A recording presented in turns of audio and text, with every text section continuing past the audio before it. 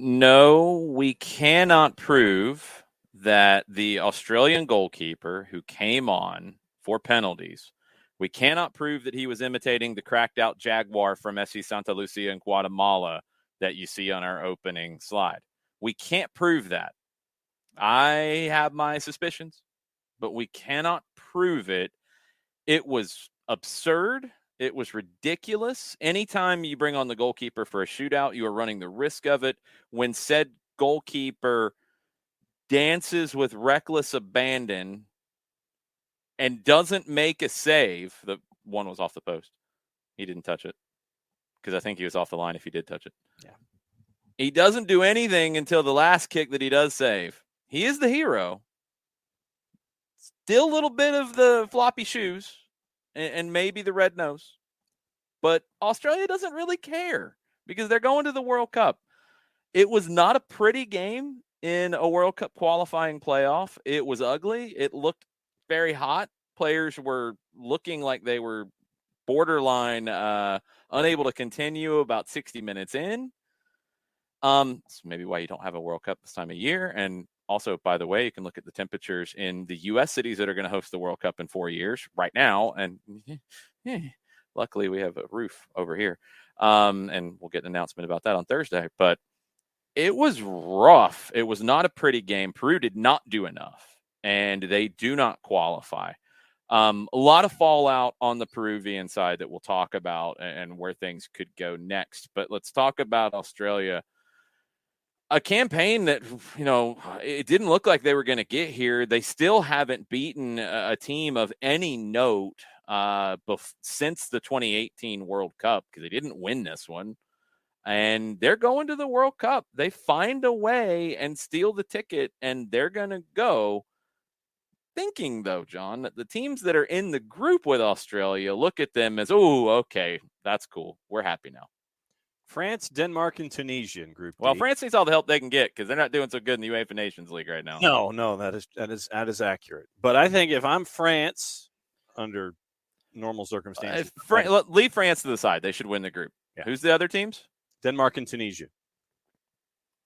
They just got handed a nice lifeline because if they'd had to deal with Peru, I think it's more challenging. Again, although Peru did not get it done here, I think Peru would have been more challenging. I think Denmark and Tunisia both should look at it as 3 points against Australia. Yeah.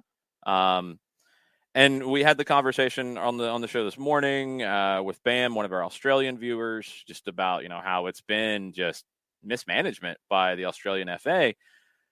This is almost, or it could be a problem if they decide that, it was good enough. We're going to continue down this road. Now, they might just do it through the rest of this World Cup, and that's fine. But if they continue on with this going forward, this cycle has not been good. But they found themselves a ticket. It's just weird how this game works sometimes.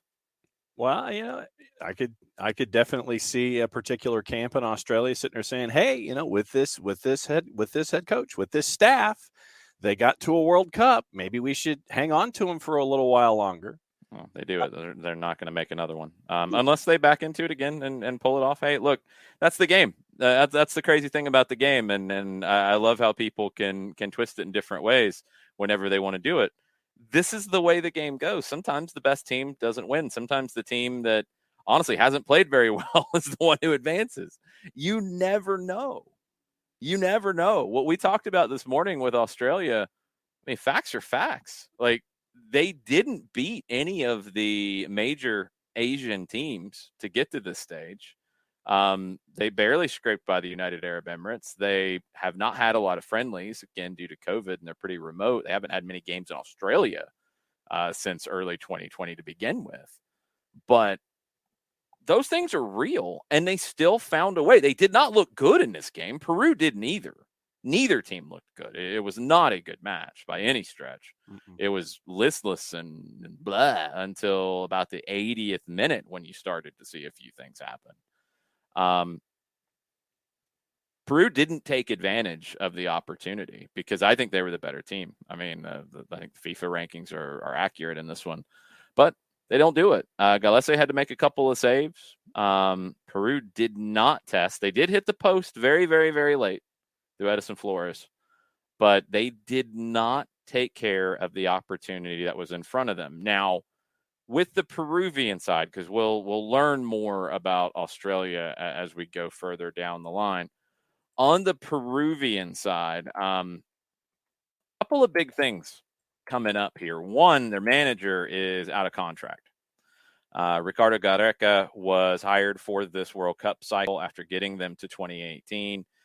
He is out of contract. Are they going to keep him and sign him to a new deal, or are they going to move forward? He was asked about that afterwards. He said, right now is not the time to talk about that. When we get back to Peru, I'll analyze some things and I'll talk about it. Pedro Gallese was asked about Gareca coming back. He said, it's too soon to talk about that, but of course we want Gareca to stay. He taught us a lot. Also, on top of all of that, Luis Advincula, who did not convert on his penalty, he on Instagram said that he's the only one responsible. It's in Spanish, this is translated. That he's the only one responsible for what happened, and he announced his retirement from the Peruvian national team. I mean, you hate to see it be like that. You hate to see all the Peruvian fans who traveled to Qatar for this go home in tears. That's the cruelty of the sport sometimes, especially when you get to penalties, especially when you get to a playoff situation. And they did not have their best game by any stretch. They did not have their best game, and Australia goes through. And I know that a lot of us are going to look at Andrew Redmayne, the keeper. Do we have to look at that again? It's and the thing, and you know that when agencies that have sports shows that run highlights, mm-hmm. You can name them. It's okay, John. They're not going to come slap you. But you can look at it one of two ways. You know, if ESPN looks at it one way, Fox looks at it another way, TSA may look at it a third way, TUDN may look at it a different way. But I think you're going to have the two camps that you always have. The camp that is going to sit here and present it like, hey, look at him and look what he's doing, and he's distracting the Peruvian players, and then they'll cut to the end. And they'll save the one at the end, and then you'll get the celebration. Or you're going to have the folks who are going to sit there and question. It's going to be one of the best substitutions ever made, or he's going to look like a clown who made a save at the end, and Australia goes to the World Cup. Okay, I'm completely confused on where you're going here. No, just know going forward that you're going to have one of two approaches when it comes to this. No, for a guy that made one save at the end, you're going to focus on this is either a positive or this is no, John. He's the hero. Like, I don't like the dancing. I thought it was stupid. I thought he was more focused on the dancing than actually making a save for the first portion of it. I don't think he was getting properly set to try to make a play. I thought it was stupid. Yeah, there were times when he absolutely got beaten. But it doesn't matter, John. It doesn't matter, though. I can sit here and be grouchy guy and be like, he was dancing. How could he dance like that? Oh, my goodness. They wouldn't have done that back in my day. He made the save that took Australia to the World Cup. Like, I can't say anything about it. Do I like it? No. I think he could have done better without some of it. But he made the save that takes him to the World Cup. So, like it or not, he's going to the World Cup, and Pedro Gallese is not. And for a manager that has been under fire on the morning show from Bam and other folks in Australia. He's been under fire everywhere, yeah. Where you make this substitution, and I've seen it before in the country that we talk about a lot. And which country? The one that you're not letting me do the impression for, that you have the voice for. You can do it. You just don't. No, I don't. And that's not an England thing. That's one of the places I've seen. You see that there are those keepers that are substitutes that you feel are best in these situations. Yeah, John, 2014 World Cup. 2014 World Cup quarterfinal. Netherlands. Louis van Gaal against Costa Rica. Like, that's the highest profile time it happened. Forget England, because the world does not revolve around England. World Cup quarterfinal, and look, it's one of those moves. I'm not a fan of it. The numbers don't back up that it's always the play. It can be, In the case of Tommy Tuchel, I think was one high-profile one that we talked about. When you compared the goalkeepers' histories with penalties, there was a dramatic difference. It didn't work out because penalties can be their own animal sometimes in a shootout. I'm not a fan of it in general. When it works, of course, the manager's a genius because it worked.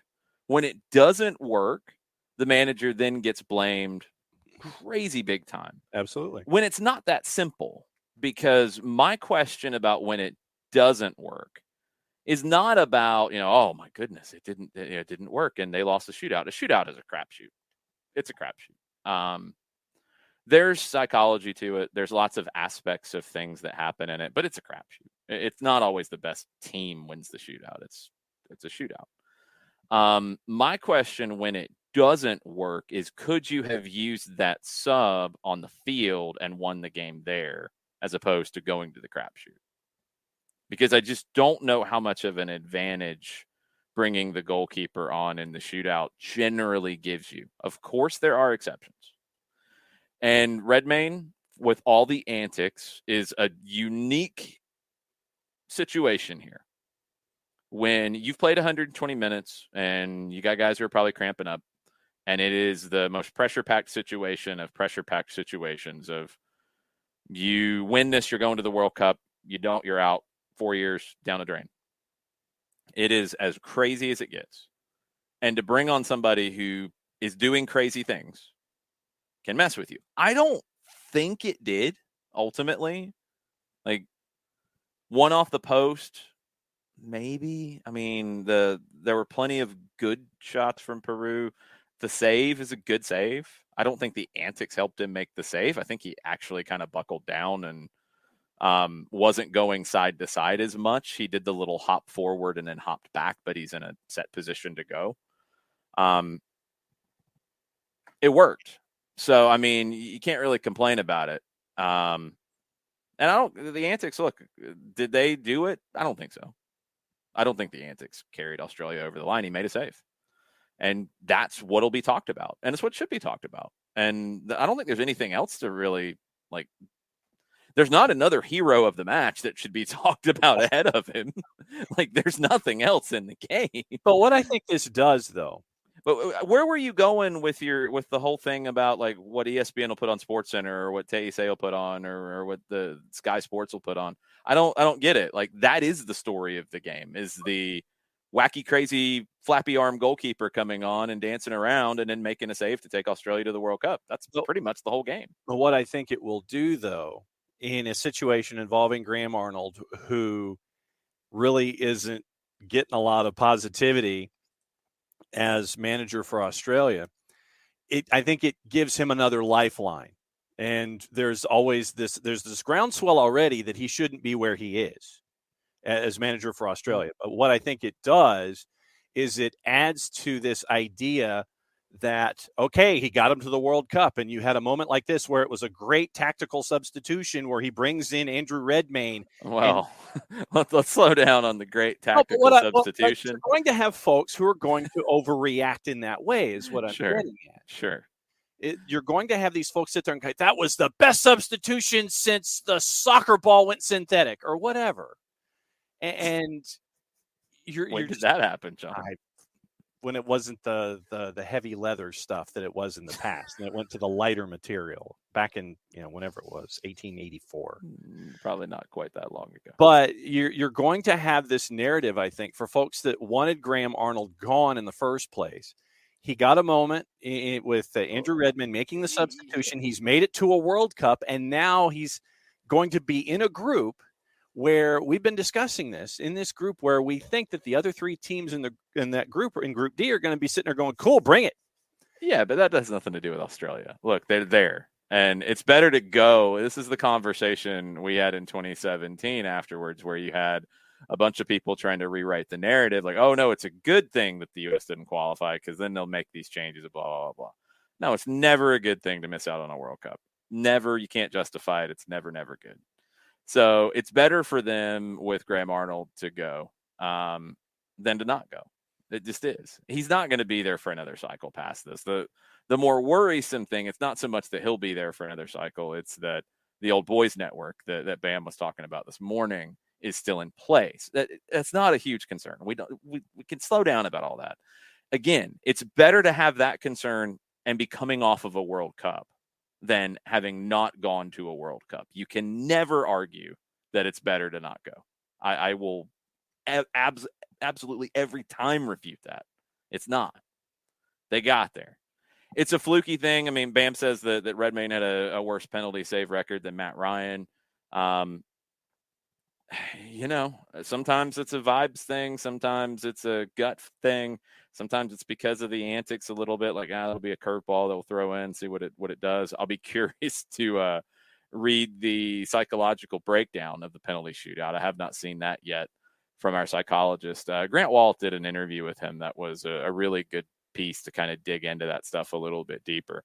Be curious to get those thoughts on this, but whatever, it works. It works, and they're going, and they've been every time since 2006. And this is the first time that you've had 6 countries from the AFC, the Asian Confederation, qualify. Qatar goes in automatically. Your 4 that qualified were Iran, Japan, Saudi Arabia, South Korea. Australia gets there via the playoff, and Qatar as the host. First time there's 6. There will be more going forward in the expanded 48-team World Cup, which I'm not a giant fan of. Graham Arnold after the match said, "So proud of players. It was so hard the whole campaign. I called Anthony Albanese, the Australian Prime Minister, the other day to give everyone the day off to celebrate this. I believe this is one of the greatest achievements ever qualifying for this World Cup." Only having a handful of real home games, absolutely. I think they made it harder on themselves with their poor performances. I would like to include that Graham Arnold in the conversation about this being one of the greatest achievements ever. Maybe it didn't need to be, because I would think, although that was a tough group, got to give them that. They were in with, who were they in with? Japan, and was it Saudi Arabia in with them in Asia? Double checking really quick. I think they would get ahead of that. Japan was tough. They dropped games they shouldn't have. They dropped points that they shouldn't have. They made it tougher on themselves, but they found their way through. For Peru, look, this is a country that, we talked about it when Alianza Lima lost 8-1 to River Plate in the Copa Libertadores. The Peruvian league is bad. It's bad. It's really fallen off. They do not have all that large of a number of players playing outside the country. They're not developing a ton of talent right now. And for Ricardo Gareca to get them to 2018, to get them to the repechaje here, to get them to a final of a Copa America, to get them to a semifinal of a Copa America, punching way above their weight in terms of where South American rankings put them. Now, that's why, in my opinion, they should have found their way through here. And ultimately, this is a failure on Peru's part. For as much as I love what Gareca's done, they were the better team walking in the door. They were the more informed team, and they did not get it done. And that is ultimately a failure of the team on the field today from Peru. Iran, South Korea, Saudi Arabia, Japan, Australia, Qatar. Those are your 6, yes. Iran and what? No, John. I said those 6. I was asking about the group that Australia was in the qualification. Saudi Arabia, Japan were above them in Group B. That's what I was asking. Yes. Yeah. Saudi Arabia, Australia should beat. I think they should get through that. Look, they're there. We'll see who gets there tomorrow. New Zealand and Costa Rica. What did we learn today? Man, the conditions. I agree with you, Bam. I think that's as much as Australia gets through, I think it's more of the failure of Peru not to get there.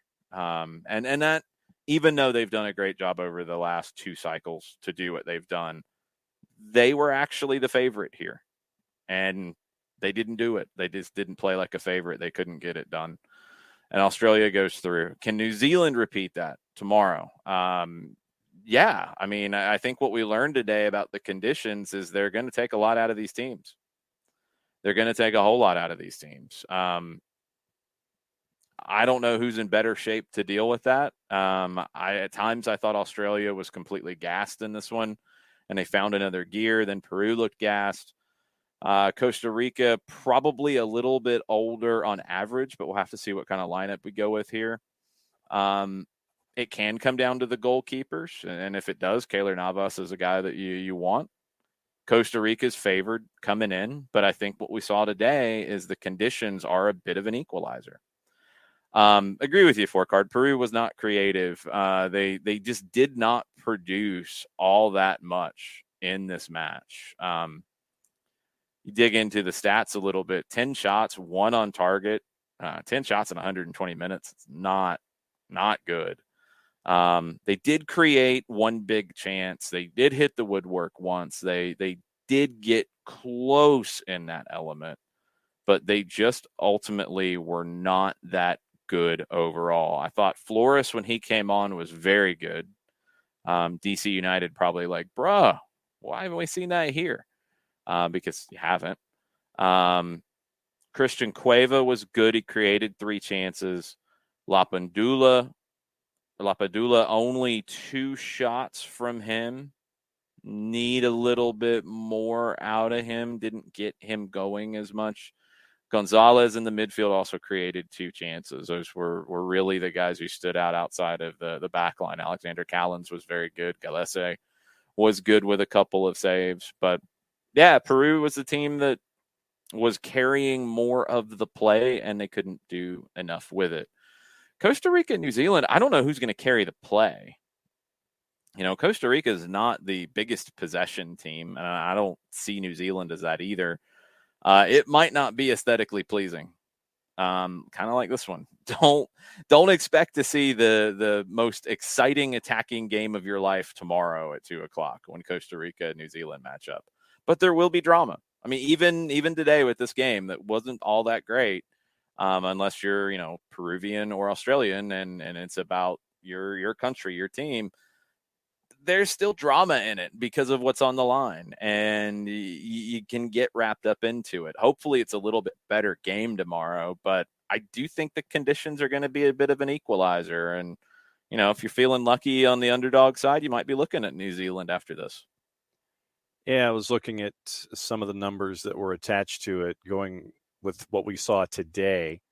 Total over-under from the juice boxes at 1.5. The over's a minus 179 at 1.5. And the over-under, the under at 2.5 is at minus 225. So What the over at 1.5 is minus 179. Yeah. Okay. The over is minus 179. The over is minus 179 at 1.5. And the under at 1.5 is a plus 137. Okay. And then if you go up to 2.5, because I didn't want to deal with the even numbers, you go up to 2.5. The over at 2.5 is a plus 173, and the under at 2.5 is a minus 2.25. Okay. The numbers themselves right now, they kind of shrunk a little bit, and the big underdog number that we had that was attached to New Zealand isn't quite the big underdog number that it's been. New Zealand at points has been north of plus 500. That's down to about a plus 415. Your 90-minute draws a plus 215, and Costa Rica winning in 90 minutes is a minus 120. We will see. I do not know. I feel less certain of that one now after watching today than I did before. I thought Costa Rica would come in and be the better team, but I wonder if the situation, the conditions, I wonder what factors in here and if it just becomes a little bit of a toss-up. Quickly, I thought I had some. Oh, here it was. Advincula from Peru has deleted the post where he said it's all my fault and he announced his retirement. So maybe he was just a little emotional after everything. Maybe he's been talked out of it, but he has deleted that. So maybe he is not retired from the Peruvian national team. And no, it's not all one person's fault when you get into a shootout situation. Never that. All right. Other stuff on the national team front. France. They will not retain the Nations League. They lost at home to Croatia. They can't reach the finals of next year's Nations League. Luka Modric, 5th minute penalty. That's enough. 1-0 win by Croatia. Didier Deschamps' team is at the bottom of Group A1, 2 points through 4 games. Ugh. Deschamps says it was a difficult month of June in terms of results. We did not have the energy and the strength against teams who had more than us. We lost a little bit of self-confidence along the way, but it's mostly freshness that we lacked. When you play so many games, it is very, very hard. I agree with that. But why did that affect France more than other teams? Because other teams' players played so many games too. That's my question. It's not a great look when you go to last World Cup, the winner, France. They have not looked good this summer at all. Last World Cup semifinalist, last World Cup or last Euro finalist, England, not looked good this summer. They have not looked good at all. Euro winner not going in Italy. And speaking of Italy, Nick Alifi will hopefully be back with us next week. The COVID dragon is still running around, and Nick's okay, but in the household, he's got some work to do to take care of people who the dragon found. So everybody's okay, but Nick is busy with life again. We'll get him back here shortly on the show. So that's 2 that you would think would be favorites coming into this that have not looked good this summer. Argentina is probably, and Brazil, 2 of the, I think Brazil's a favorite. I think Argentina is right below that, that have looked good this summer. Who has looked good in Europe coming into this World Cup ramp up, in your opinion, John? Yeesh. Well, somebody had. Well, I mean, Denmark is I undefeated. mean, Denmark was where I was going. Yeah, I mean, Denmark to me, because I admit that I'm kind of looking at this backwards. It's like you had hope on Belgium because the greatest generation. This is their last chance, and right now through Nations League, they're battling for second in their group. The Dutch have been good. They have right now. They've gotten 7 points in their first 3. I'm just going to completely and totally take Group 3 and just move it to the side with Italy and Hungary and Germany for me. With Germany hasn't looked good either. Germany, 3 draws coming out of the blocks. England with 2 draws and a loss in their first 3. I know a lot of folks are looking at them as a World Cup, but I mean, if you're looking at folks who have done well so far, it's Denmark and the Netherlands. Then you're looking at folks that you thought should be doing well, but for whatever reason aren't. And that's the Germanys and the Englands and the France. And you're going, come on, folks. I mean, what's going on here? Because they're just not playing well. I mean, they're going to show up. They're actually going to be at the World Cup. They're going to show up. But you'd like to have that mythical momentum, wouldn't you? Going into it's like you want to show well in Nations League, so folks can sit there and say, "Okay, what 5 months is reinforced." I know it's 5 months away. 5 months away. I mean, like momentum. I don't think this World Cup's going to have any momentum. That's what's so weird about it is I don't think it's going to have any, and it's. I mean, the ones that are going to bring it, it's not going to be like from what happens this summer momentum, and you're not going to have like a run up of games to build momentum. It's going to be longer term stuff. I mean, Argentina has momentum with winning the Copa America, with Messi, with everything going on with Argentina, winning the Finalissima, yes, winning all of that stuff like that. They're going to have momentum no matter what they do in games in September. Somebody's going to win 2 games in September that are good games. One of these teams in Europe will. I don't know who, but somebody will be able to say that they've got some momentum. It's what's weird is like Argentina won the Copa America. They win the Finalissima. They have momentum based off of that. Italy won the Euros. They're not going. England lost in the final of the Euros at home, and they've been bad in the Nations League this summer. France is your defending champion. You would think maybe they could find some momentum or get pumped up about defending their title, and they absolutely can, but they've been bad this summer. Germany hasn't been convincing. Spain with 2 wins and 2 draws. The Netherlands with 2 wins and a draw, and they play tomorrow. They host Wales. Those are the 2 that you would put closer to the favorite category that have played like it. so far. Denmark, you would not put in the favorite category, but they've been really good. And now when you look at their group, I think it's definitely, achievable for them to get to the next round. And they probably look at France and be like, oh, wait a minute. Mm-hmm.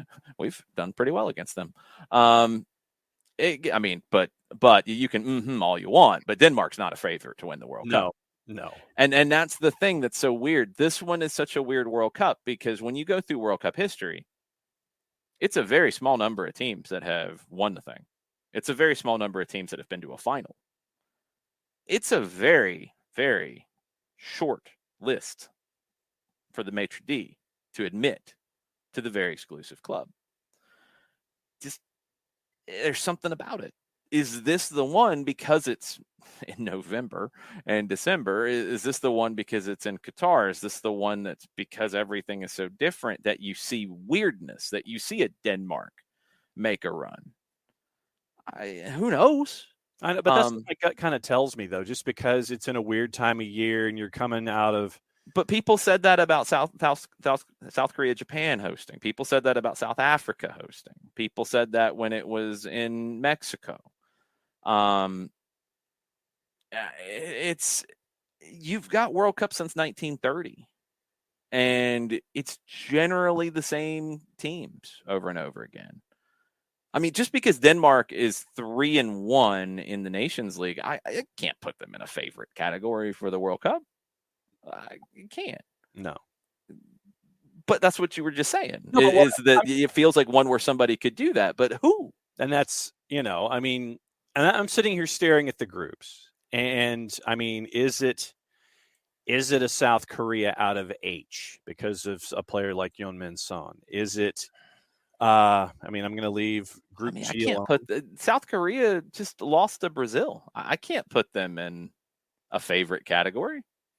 And the furthest they've been is what the one they hosted in 2002. And did they get to a semi in that? No, they didn't. Did they? I don't think they did. Portugal hasn't been great. Portugal's 2-1-1. I mean, better than some of the others. I guess that is fair. They've been better than some of the others. Croatia's 2-1-1 as well. Is Portugal a favorite? I don't have them as such. I think that I know that everybody is gravitating toward Cristiano Ronaldo in big moments, but I mean, he's 37. What are those big moments lately? And that's the big. What big moments? Nothing domestically, and if you're going to carry that form over to international competition, you're going back to 2016. I mean, I'm not buying it. I don't think they're good if they're relying on Pepe. Like as a center back at 38, when Pepe, is probably more likely to, kick somebody in the face than lift the World Cup trophy. I don't know. Yeah, this one does feel like it's a weird one. I mean, I think Brazil and Argentina are the two. Brazil is almost always a favorite. They should be a favorite right now. I think they're a favorite. I think they're a legit favorite, and they've done nothing to take you away from that. Argentina has probably been helped a little bit by everybody else that they've kind of jumped up into this, maybe the top tier or right at the bottom of the top tier, the top of the second tier. Outside of that, I mean, the Dutch have probably got people excited.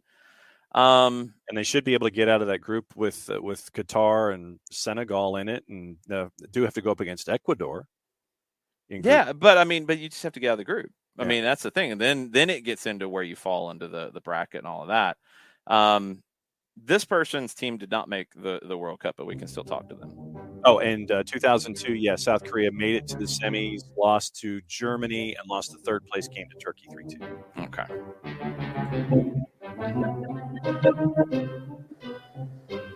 Sounds like you're underwater, Jared.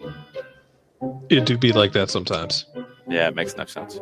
Yeah, that's how life goes.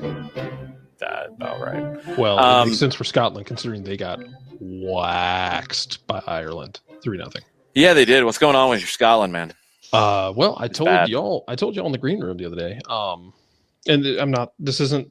Let me preface this by saying this isn't some grand realization. I'm not remaking the wheel when I say this, because a lot of people who follow that team said it too. Jason, we've discussed how they play. It's a unique style because they have two. Do you want to call them world-class left backs? Kieran Tierney, when he's healthy, is in that conversation. Yeah. They have two world-class left backs. They structured the system in a way that has Robertson on the left wing back and Tierney on the left back of a three-man back line, bombing forward and doing inside and outside runs and creating a lot of chaos.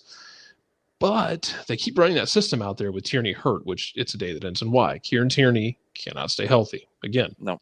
Scottish Mike Hampton.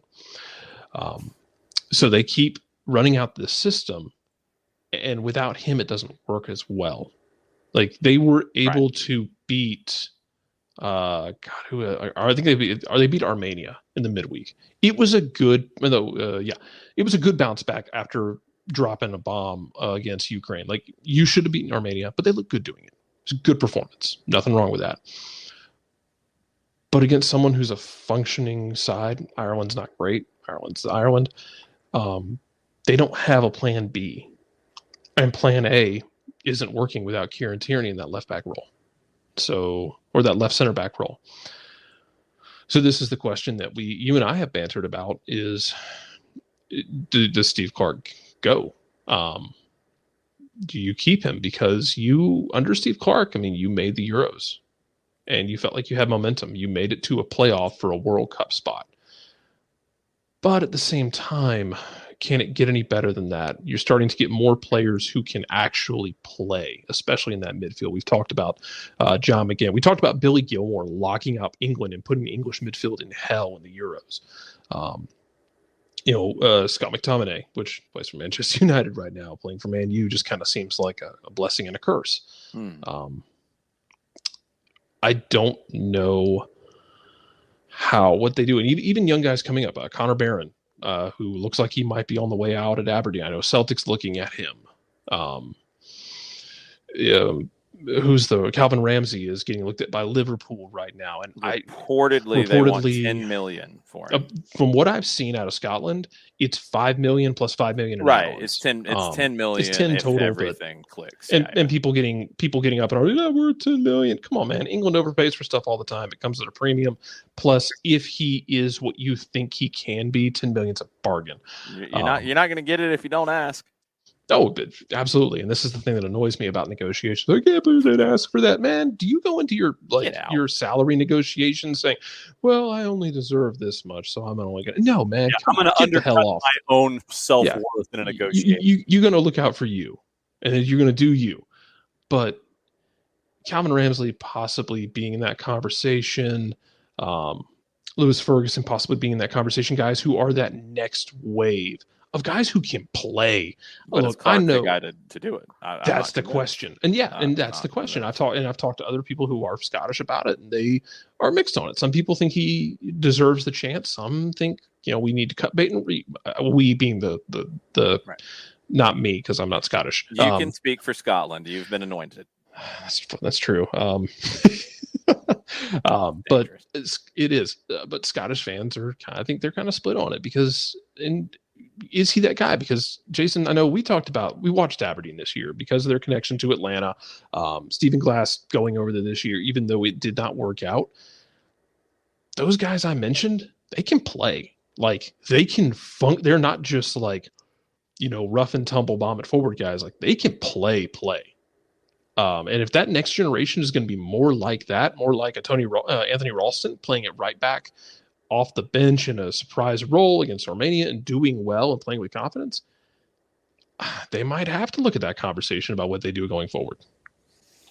I don't know who they hire, though. I've already told you, Big Ange. Leave that to the side. They're not going to hire him because Celtic's not going to let him go. They might be able to hire Ricardo Gareca if they're really feeling squirrely. That'd be amazing, but they don't have the guts. They don't have the guts, and they don't have the guts. I don't know. You know what would be interesting though?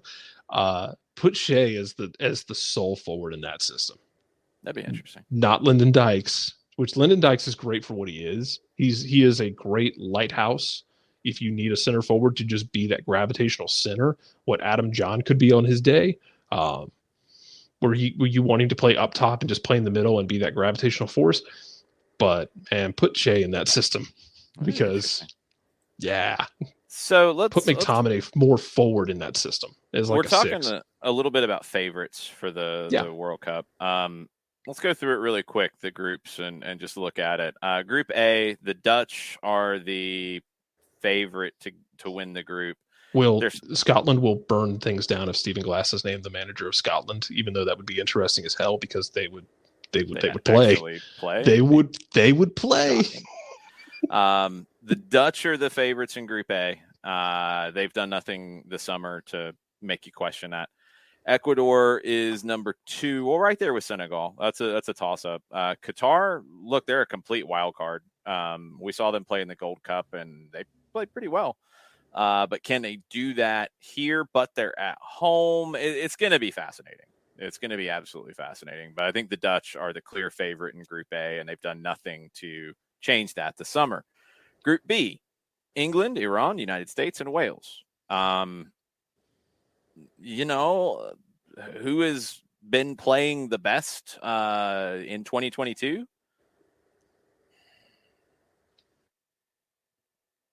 I don't. Right there. No, I mean, why are you afraid of that? No. England hadn't been very good. Whoa. Hey, I'm not saying. No, I wasn't going to get a dog. Sit on the porch. I'm not going there. You scared? No. I started talking right as you said the U.S., so it made me sound bad. I was about to start rattling off teams. I'm not afraid to talk about the U.S. being in that conversation because they've been damn good. Okay. Who do you have more confidence in right now, USA or Mexico? Oh, between those two, USA. That's not even a question. The question is this group, because England, you would expect, would be better than what they've done in the Nations League at the end of a long season, but others have been at the end of the long season. Will says Scotland's going to burn everything down anyway, so we should just put Stephen Glass in. It might as well. Okay, fine with that. Iran is the wild card in this because you just don't know how they're going to match up right now because of what we've had to deal with in this past cycle with COVID. I mean, you go back through, Iran was going to play Canada. Well, that got canceled for political reasons. They lost to Algeria on June 12th, yesterday. That was their first game since the qualifiers ended. Now, in the qualifiers, they lost to South Korea on the road, and I think that was actually on the road. Outside of that, they won every game but a home draw with South Korea. So South Korea won the group. They did everything else they needed to do. But the last time they played a European or CONCACAF nation, that's the teams that are in their group, I mean, you're going, well, technically, yes. I think. What confederation is Uzbekistan in? Would they be Asian? Are they? It's technically Western Asia. I think they are in the Asian Confederation. That would not qualify. I mean, the Asian Confederation is a weird animal too, because we think about Australia and Japan and China and South Korea, and that one year North Korea made it, and that was weird as hell. No, Uzbekistan. Wait a minute. What are they in? But you have all of Western Asia to consider in these things. They're in Asia. They were the second stage. They're in Asia. I think they were in UEFA at one point. Sorry, that's what was throwing me. 1 second before we'll go back to find the last CONCACAF or European team that Iran has played, because I'm going way back. They played Venezuela in November of 2018. They played Trinidad and Tobago. There we go. November of 2018. Please tell me they had to play in Trinidad. No. Because I want everyone in Europe to have to go. I want everyone in Europe to have to go play a game. Or Iran. Well, okay. You said you're arguing whether or not they were in Europe or. I'm sorry. That was Uzbekistan. I know where Iran is. Yes. I still want. Please send everyone in UEFA to play a game in either Costa Rica or Honduras, preferably in June. I can pick plenty of places for them to go play. I want them to go play at Herediano's stadium. The last European nation that Iran played was the 2018 World Cup, where they lost to Spain 1-0, and they played Spain really, really well in that one. But that's it. So, I mean, like, they haven't played teams like England and Wales and the U.S. since the last time at the World Cup. How are they going to stack up? They've been really good in Asia. Really, really good. This is a good team. But I don't know what they're going to bring in these games. You would think they're going to struggle based on that. Wales is also a wild card here. I mean, this group, in terms of FIFA rankings from top to bottom, is the tightest. It is the tightest of all of them. It would be the group of death. England is the most talented team. They should get through. They're not playing like it right now. The U.S. is the second ranked team. They should go through. There's no guarantee. Wales has a player that can ruin your day, and Iran is, who knows what Iran is. Yeah. That group's still weird to me, but I think England and the U.S. should have the expectation, but England's got to find a way to dial it up. Group C, Argentina, playing great. Yep. Not worried. Poland, Mexico, Saudi Arabia are the other three. Mexico has not been convincing. Saudi Arabia, typically not that strong. We weren't sure Mexico was going to keep their coach after the last, like going into the last game. Still aren't sure, Jared. I know, but To be real? I am trying to reaffirm your point, sir. I know, but people still aren't sure if he's going to I know. be there. Nothing's changed yet. They beat Suriname, and people are like, "Yeah, get rid of Tata." Poland, I mean, they didn't beat Suriname by all that much, so I mean, you know. Poland 1-1-1 in Nations League. Not bad. They're in a group with Netherlands, Belgium, and Wales, but not great. They gave up 6 to Belgium. Yeah, that's the. That group feels like a crapshoot after Argentina. Just completely like, what? Group D, France. We've talked about it. What the blue hell's going on with France right now? I like I said in our green room discussion, Jason. And someone else asked this earlier. That it's not going to happen. Don't get me wrong. I'm not trying to say it's going to happen. I'm not that dumb. You're not going to make fetch happen here. But give me the universe in which France doesn't get out of that group, because I want to see how exactly it happens.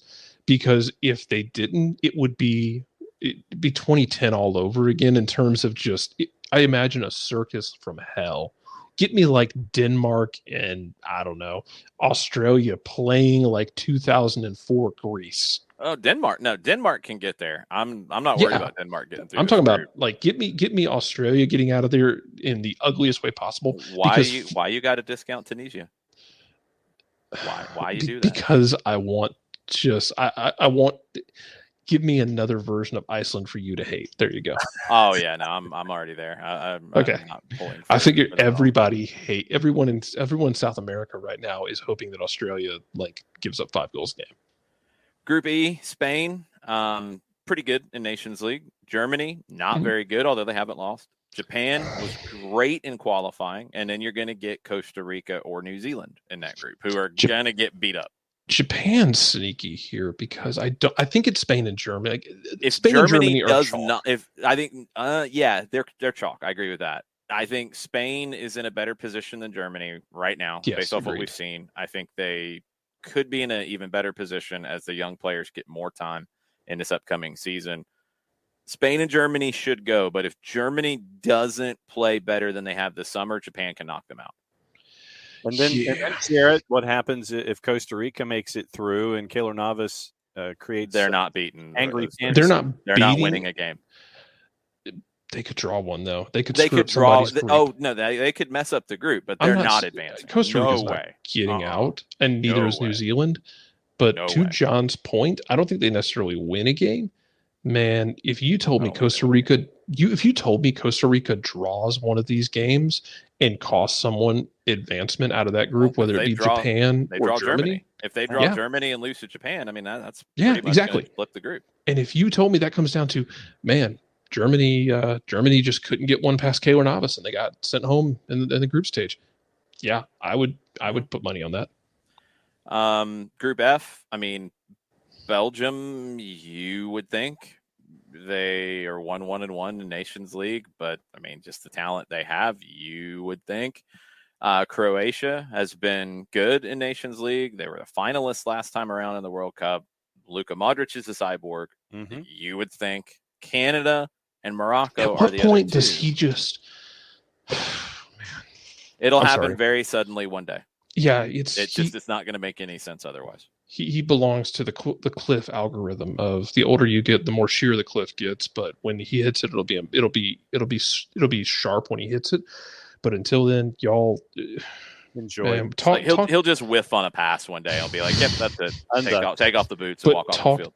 talk to your kids about the fact that we are not appreciating Luka Modric's career enough. Never been appreciated enough. Just an incredible Just player. absolutely yeah, you're right. Who was it?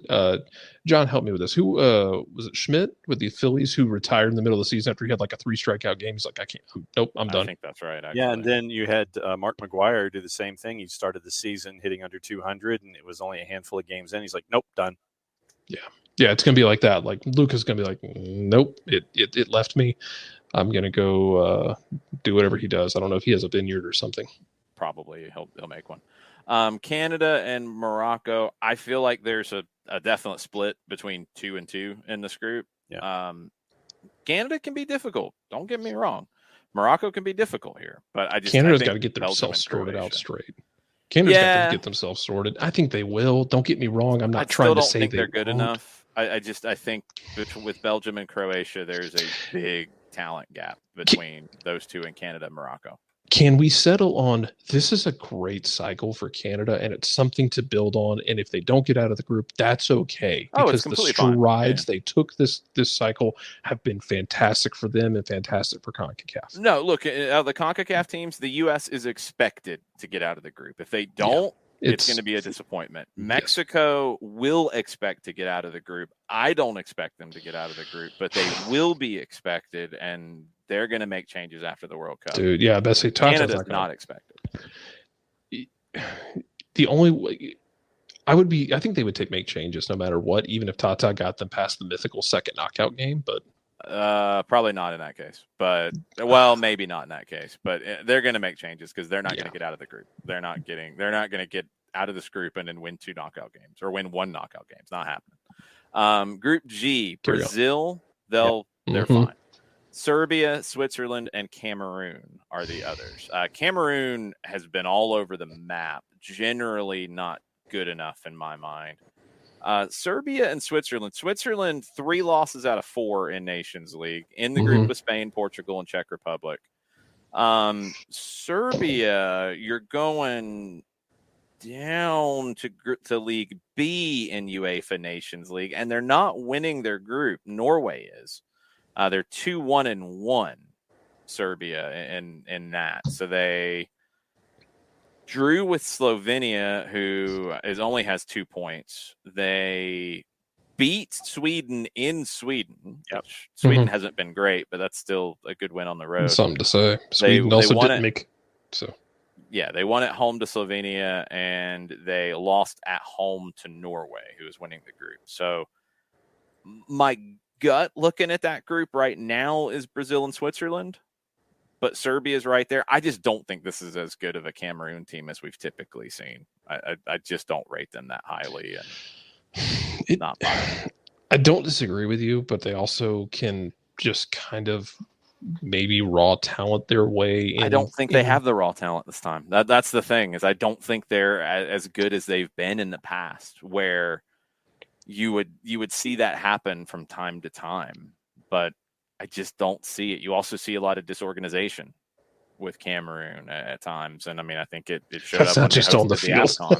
No, it's I'm talking more of the off the field. Yeah, I was about to say that is a top down issue. Yeah, it's just I think of the African teams. You're looking at the next group, Group H, and that's Group H to me is the toughest group.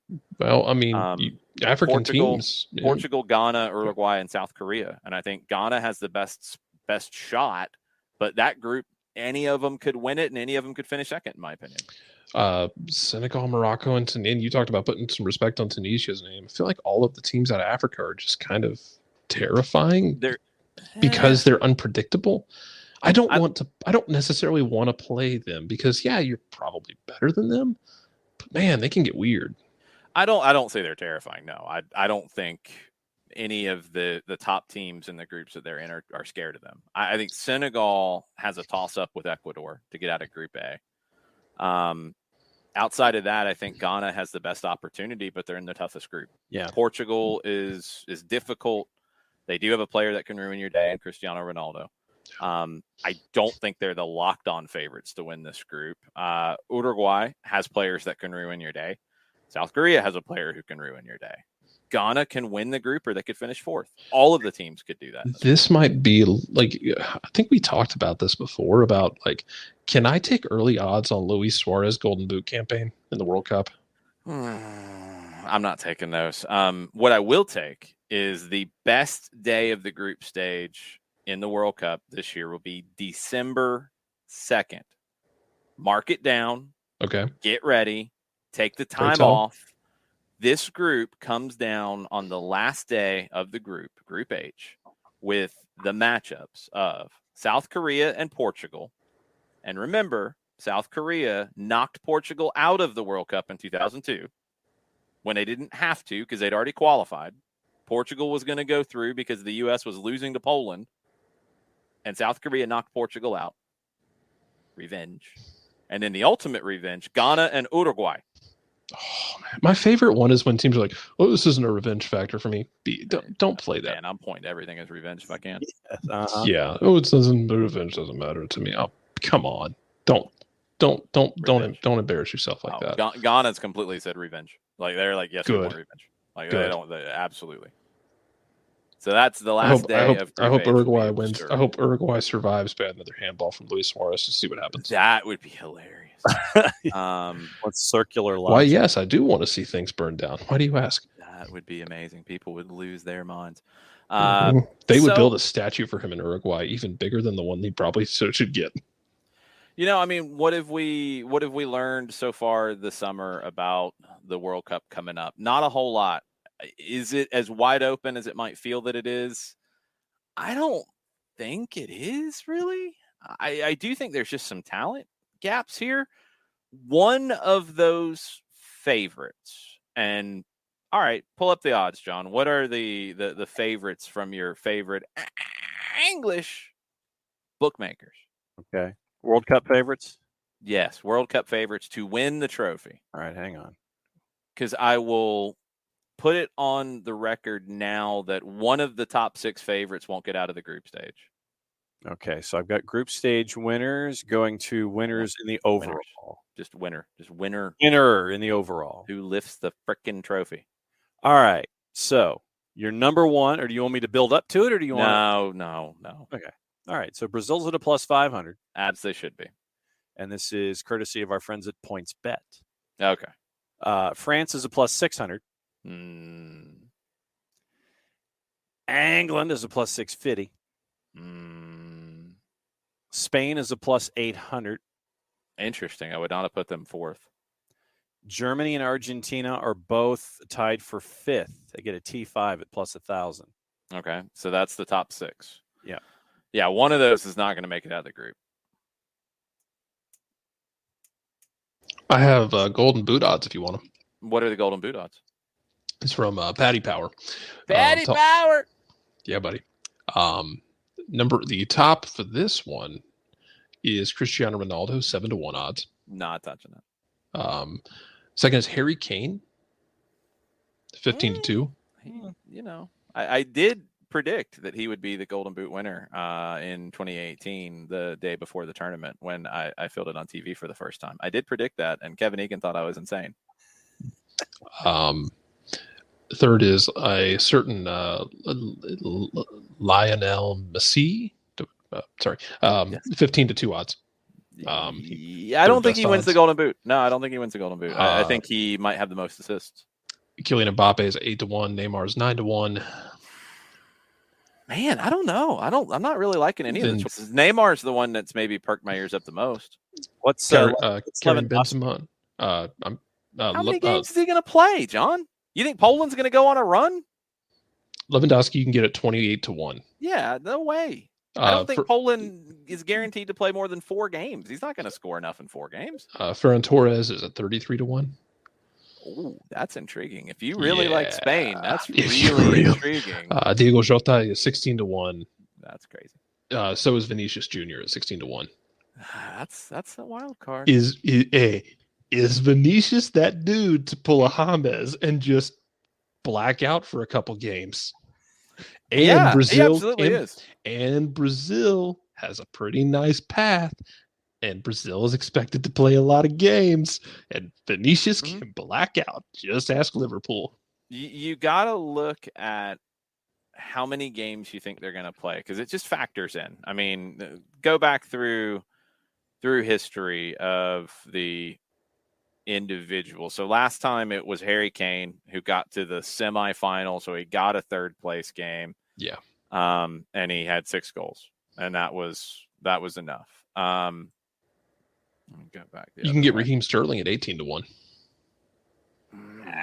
No. James. Now James got the James golden is off boot. James is off the board here. I'm not saying. Okay, I was about to say. Garrett, trust me. I know James didn't qualify. We've talked about it enough. I was talking about golden boot winners. You're drunk. James Rodriguez. Please put money on a Colombian player. I just want to see what happens. Oh, good grief. James Rodriguez won the Golden Boot in 2014, as I was saying before the drunken Scotsman representative jumped in. James did not make it to the semis that year, and he still won the Golden Boot, but with 6.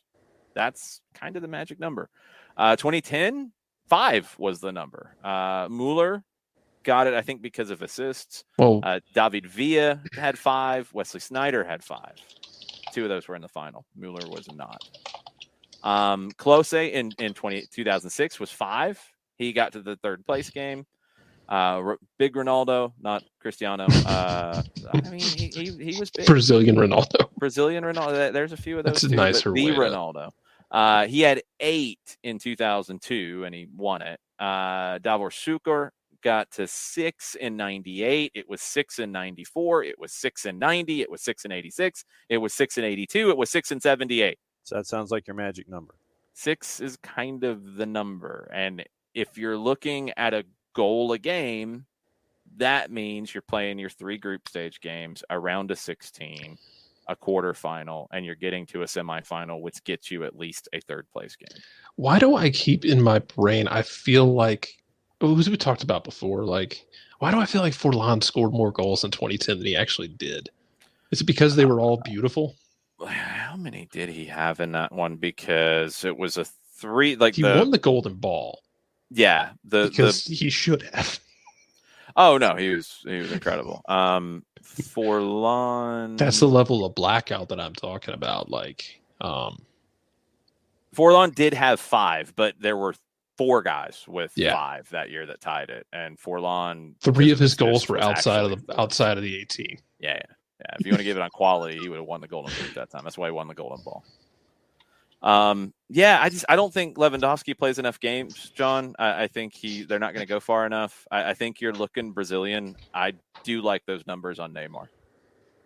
I was also looking for a weak group where something was top heavy and somebody really could do some damage. I mean, sure, but the last time that line of thinking actually worked to pick the Golden Boot, you're going to 94 and Oleg Selenko of Russia when he had, I think, how many goals? I think he had 5 goals in a game. 6 goals. He scored 6. No, it's the only 6 international goals he ever scored. He scored 6. He's the only player to win while eliminated in the group stage ever. I like history. I'm not going to Lewandowski. I don't think they're guaranteed to get out of the group. I'm not picking that.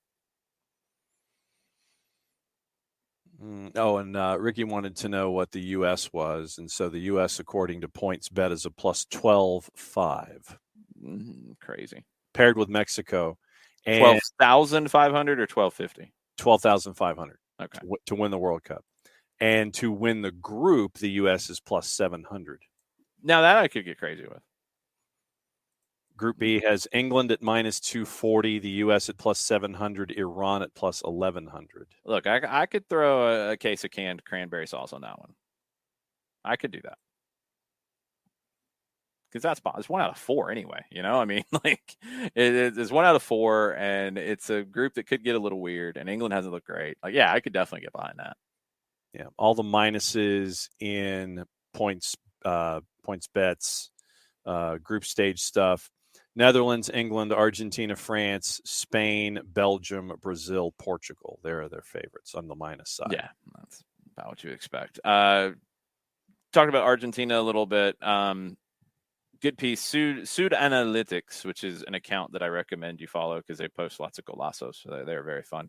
And they talk about up and coming young players. It is Sud Analytics _ quote from one of the assistants of Lionel Scaloni, the manager of Argentina, and it translated. He said, when Paredes, Messi, Lo Celso, and DePaul complement each other, they represent the style of La Nuestra. That is like a historic phrase. If you've read Angels with Dirty Faces about the Argentine game, it's like it's ours, like our game, La Nuestra. And he describes it. He says the short pass to go far, the true style of Argentine football. People who have issues with possession would probably be like throwing things when they would hear something like that, but that is what it is. It's pass. It's stay connected. And when that group can do that, and then you have Lautaro running around up top, you have Di Maria, who can factor in, who's been so good for them over the last year plus. And you have a maniac in goal in Dibu Martinez. Yeah, like that could be enough. And with nobody else really jumping up to say, outside of Brazil, to say like, this is our World Cup. Usually you get somebody making that claim as you get closer to the World Cup.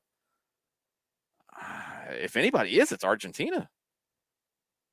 They're incredibly confident coming into this stage. And no idea. I just, going through all the teams, going through the groups, I don't know who the major surprise is. Like, who is the Croatia this time? Because they were a huge surprise. I don't know. I mean, Belgium on paper would be, even though like their FIFA ranking and all of that and the talent they have, if they actually got to that stage, they would be, and they can. I mean, the Dutch, I guess people would look at as a little bit of a surprise, but they have the pedigree. I don't think there's anybody who doesn't have pedigree getting to the semifinals. I just don't know who it would be this time. I don't either. It's just who has never been to a semifinal that would get there this time. I don't Let's I don't look have it anybody up. on that list. Who has never been to a World Cup semifinal? Well, there's going to be a lot that have never been. Who has a legitimate You shot? should probably look at it more as like who has made it to a World Cup semifinal and work at it that way, because I don't know who pulls it off this time around. Who pulls off the surprise run? Yeah, I don't know who it is.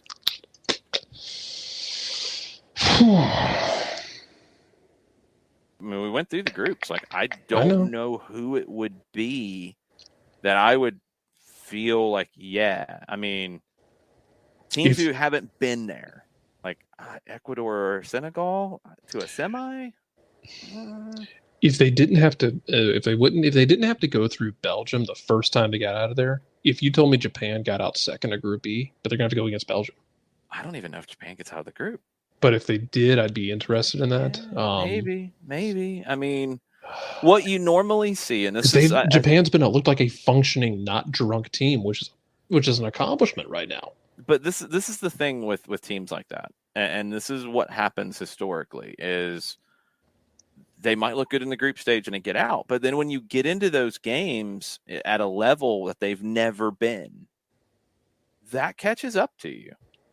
And you normally see the teams with the pedigree survive those.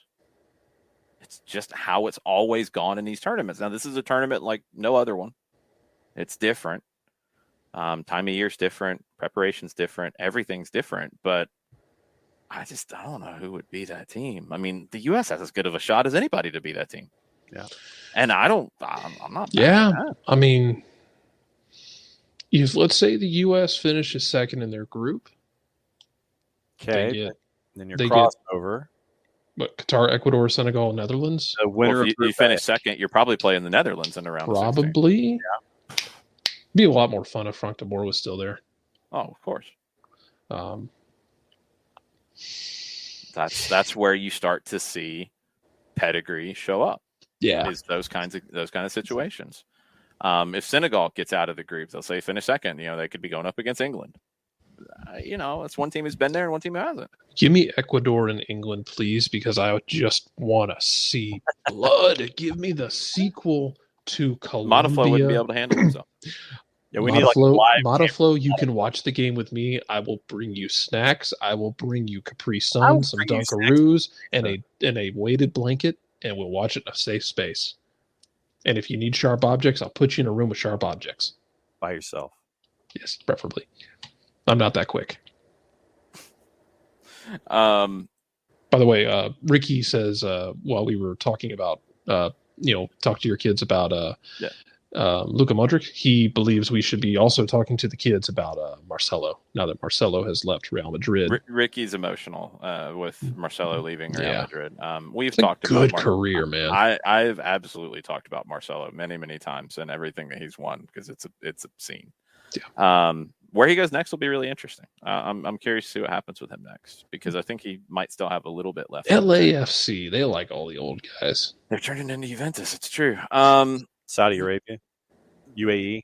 No, only if he wants the big paycheck, but doesn't want to do anything. Yeah, I think he's got more than that. I think he's got too much fire in him, to be honest. Like I will if I'm gonna say anybody who, and I'm gonna double check this, who has never been to a semifinal in a World Cup, who has the best chance of going to a semifinal in a World Cup for the first time, it would be Denmark.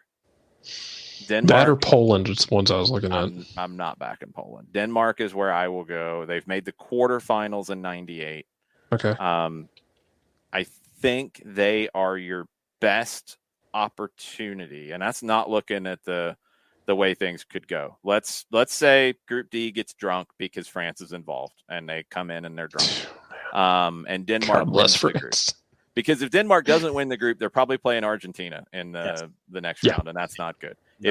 If they avoid Argentina and they play one of Saudi Arabia, Mexico, Poland, nobody wants that because Argentina looks like more than hey, Messi's going to drag them through. No. Argentina has multiple tentacles now, and they will happily beat you to death with them.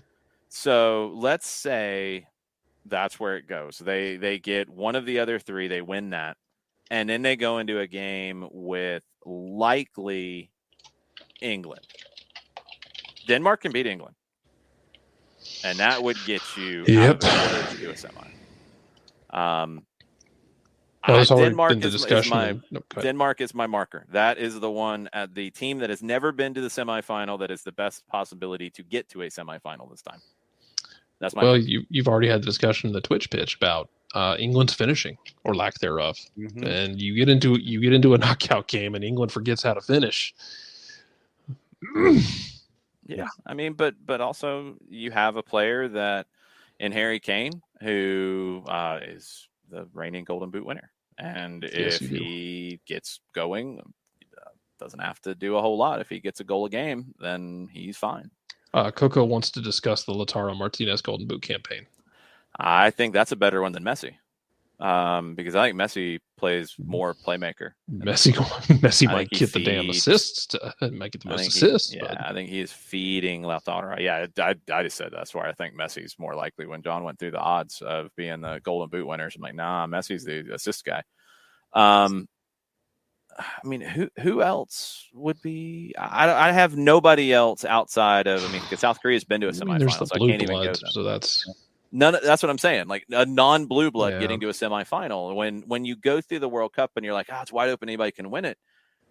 It doesn't work out that way. It never works out that way. I like whoever wins Group H's chance because you dodge Brazil. That's a great life to have.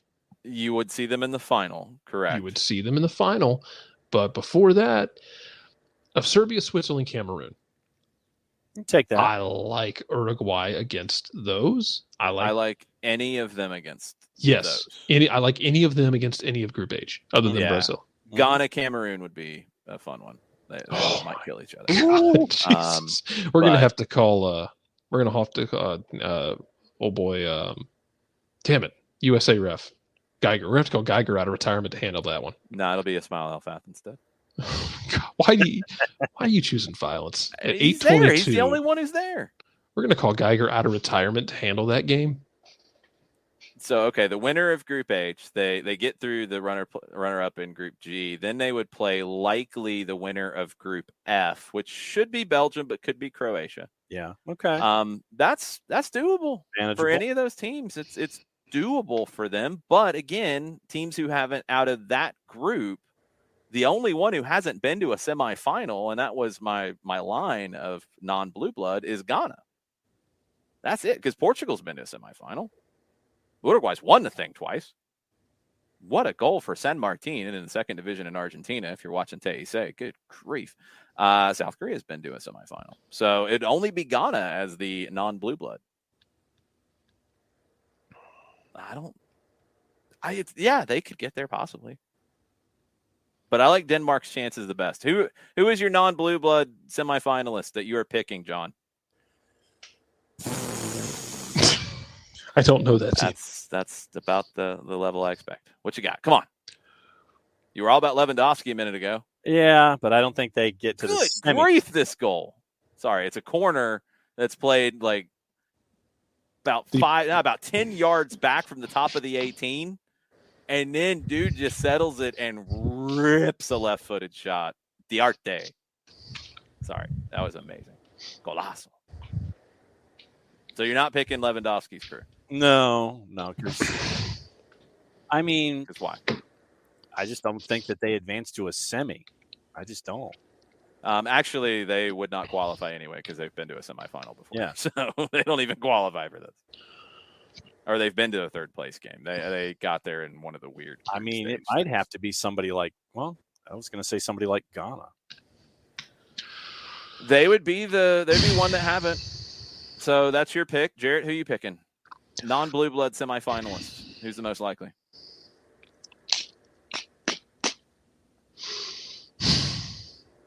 I'm thinking, man. Honestly, I'm stuck between either Uruguay or South Korea. If you don't consider them blue bloods, I don't. Uruguay is absolutely a blue blood. They've won the thing twice. If you've won the World Cup when such a small number have, you're a blue blood. But does it matter when you've Yes. won it? Like, it's like Yeah. saying the Vikings went to the Super Bowl. Like, Do 3 you years want to in a go row. tell an Uruguayan that they are not a blue blood when it comes to the world game? Do you I want would to be. do that?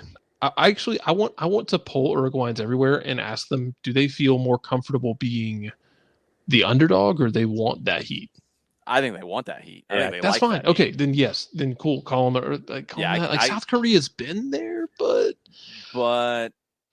yeah, I I can buy them. I can buy them being a non-blue blood a whole lot more than Uruguay, even though Yeah. Uruguay's wins were a long time ago. If they win the group, and I don't think they do, man, I would be interested in talking about Ecuador because I really like Ecuador. Yeah, That's just such a tough path. It's a big jump from It's them. a big ask. It's a big jump to get from a good run in CONMEBOL qualifying to dialing it up against some of the biggest teams in the world multiple times Yeah. in the month. It's a lot. It's just difficult. That's why a lot of times it ends up getting back to the teams that have been there before. Shock, That's what's so wild about it. So plenty more to talk about as we get ready for a Man. World Cup coming up later this year. It's Yeah. going to be a bumpy ride. Yeah, Denmark feels like that easy. Well, not really an easy answer, but like the one to go to. So That's the one I don't have, disagree. and it's based off current form, and it's based off quality, and it's based off path potentially. Yeah, They're the ones that I And would that's- go with. and that's honestly why I feel that way about, like you said, you want to call Uruguay a blue blood, fine. Whether it's Uruguay, South Korea, or Portugal, or Ghana, whoever gets out of Group H in the lead of that group, you don't have to play Brazil. So you're feeling really good about your round of 16 matchup. Then you don't know what's going to be waiting for you in the quarterfinals. So whoever gets out of Group H, but some of those are blue blood. Some, I don't know, man. It's weird. I like the way the groups are drawn up. It looks like it could be a lot of fun. Let's put it that way. When you do it this way, based off of rankings, this Yeah. is what you get, and it's a better way to do it than what they used to do, where it was geographic. This is better. Team that did not qualify for the World Cup is taking their frustrations out on Sao Tome and Principe, Yes. Nigeria, 10-0 in qualifying for the 2023 AFCON. Victor Osimhen scored 4 goals there. Biggest win the West Africans of Nigeria have recorded, surpassing a 10-1 triumph in 1959. They're not going to the World Cup, though. No, Nigeria was a minus 2,000 going in, and Sao Tome and Principe were a plus 3,200, basically. Well, there's a reason for that, and it showed on the field. Non-silly season updates before we get into picks of the week.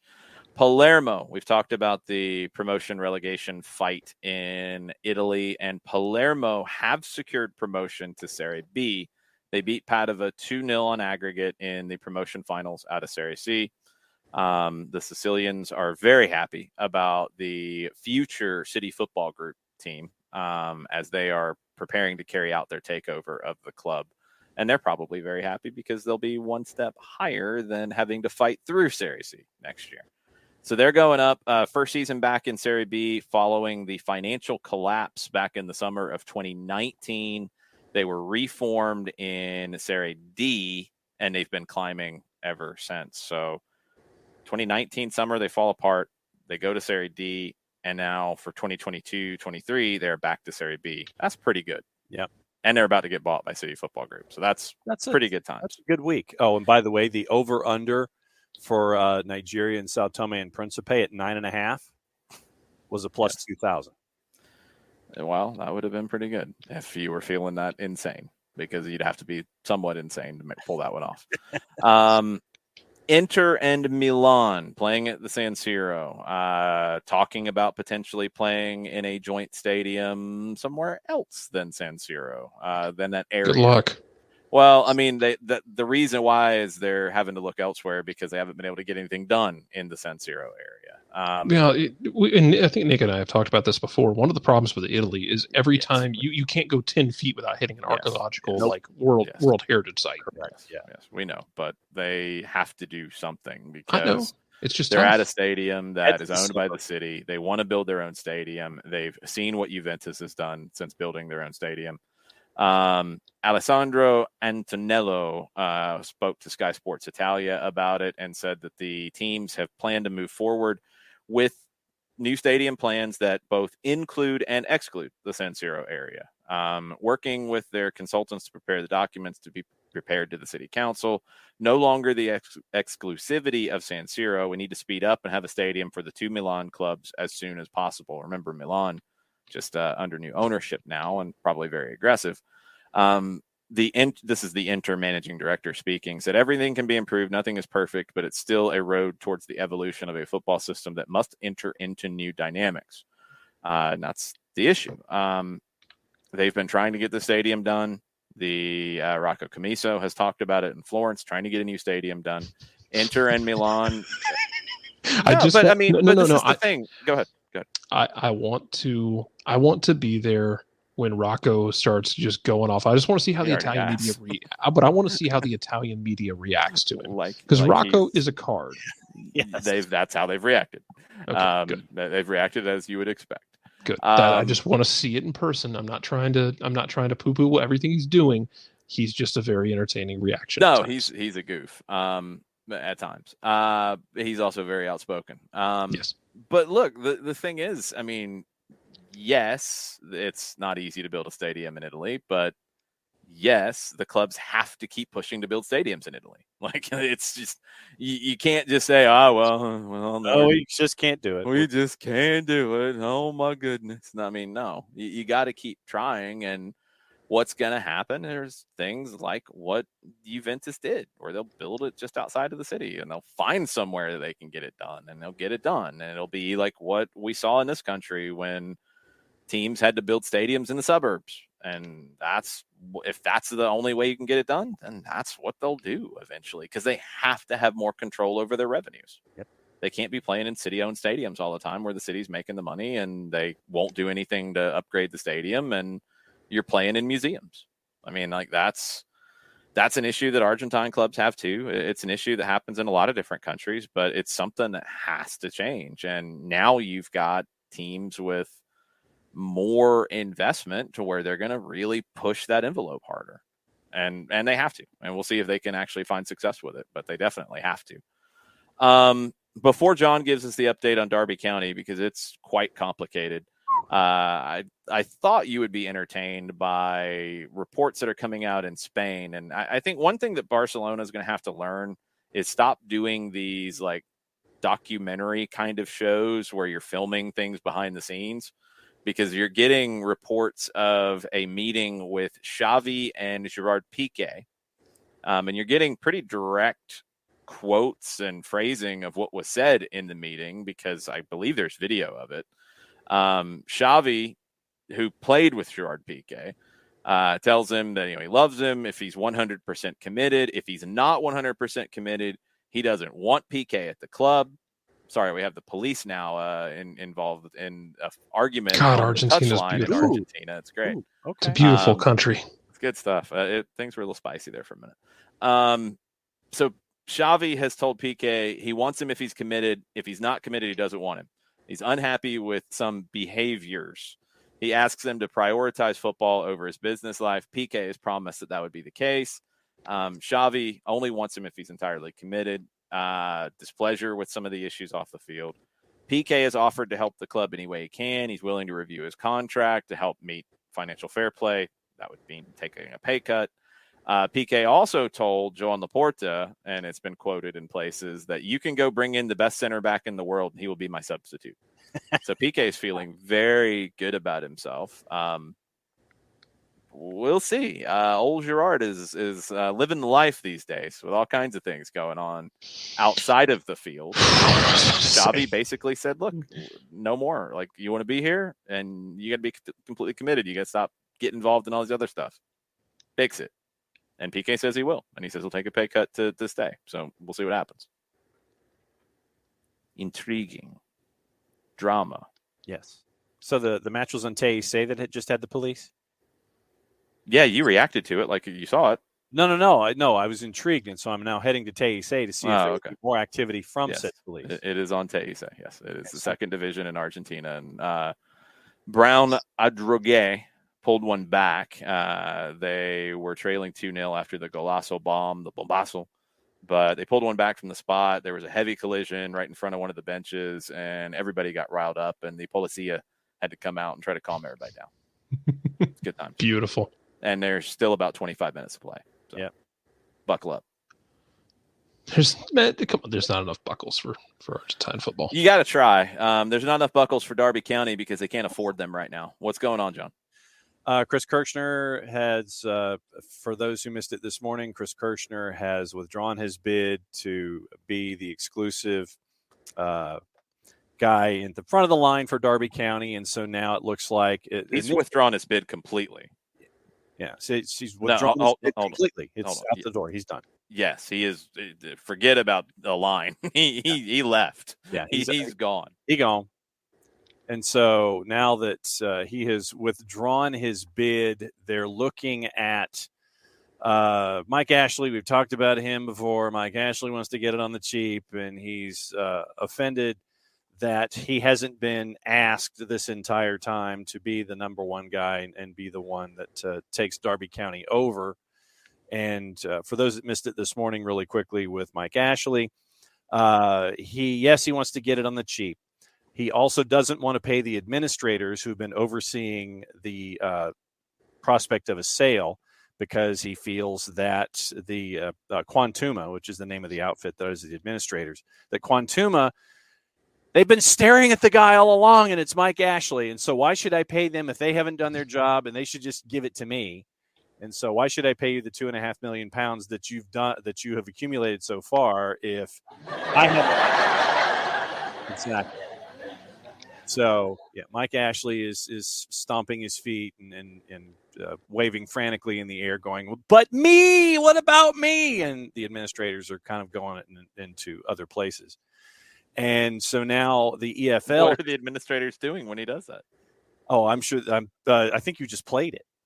Okay, that's what I was asking. Yeah. So now the EFL has written to Quantuma, and there is a real concern by the EFL that Derby may not be able to field a team next season, quote, risking the integrity of the competition. Yes, they have no money. So, Yeah. yes, that would be a risk. Good job, EFL, for recognizing that. They have no owner. They're owned by a liquidator, and they're broke, and their liquidator doesn't put any money into it anymore. And, yes, they have no money.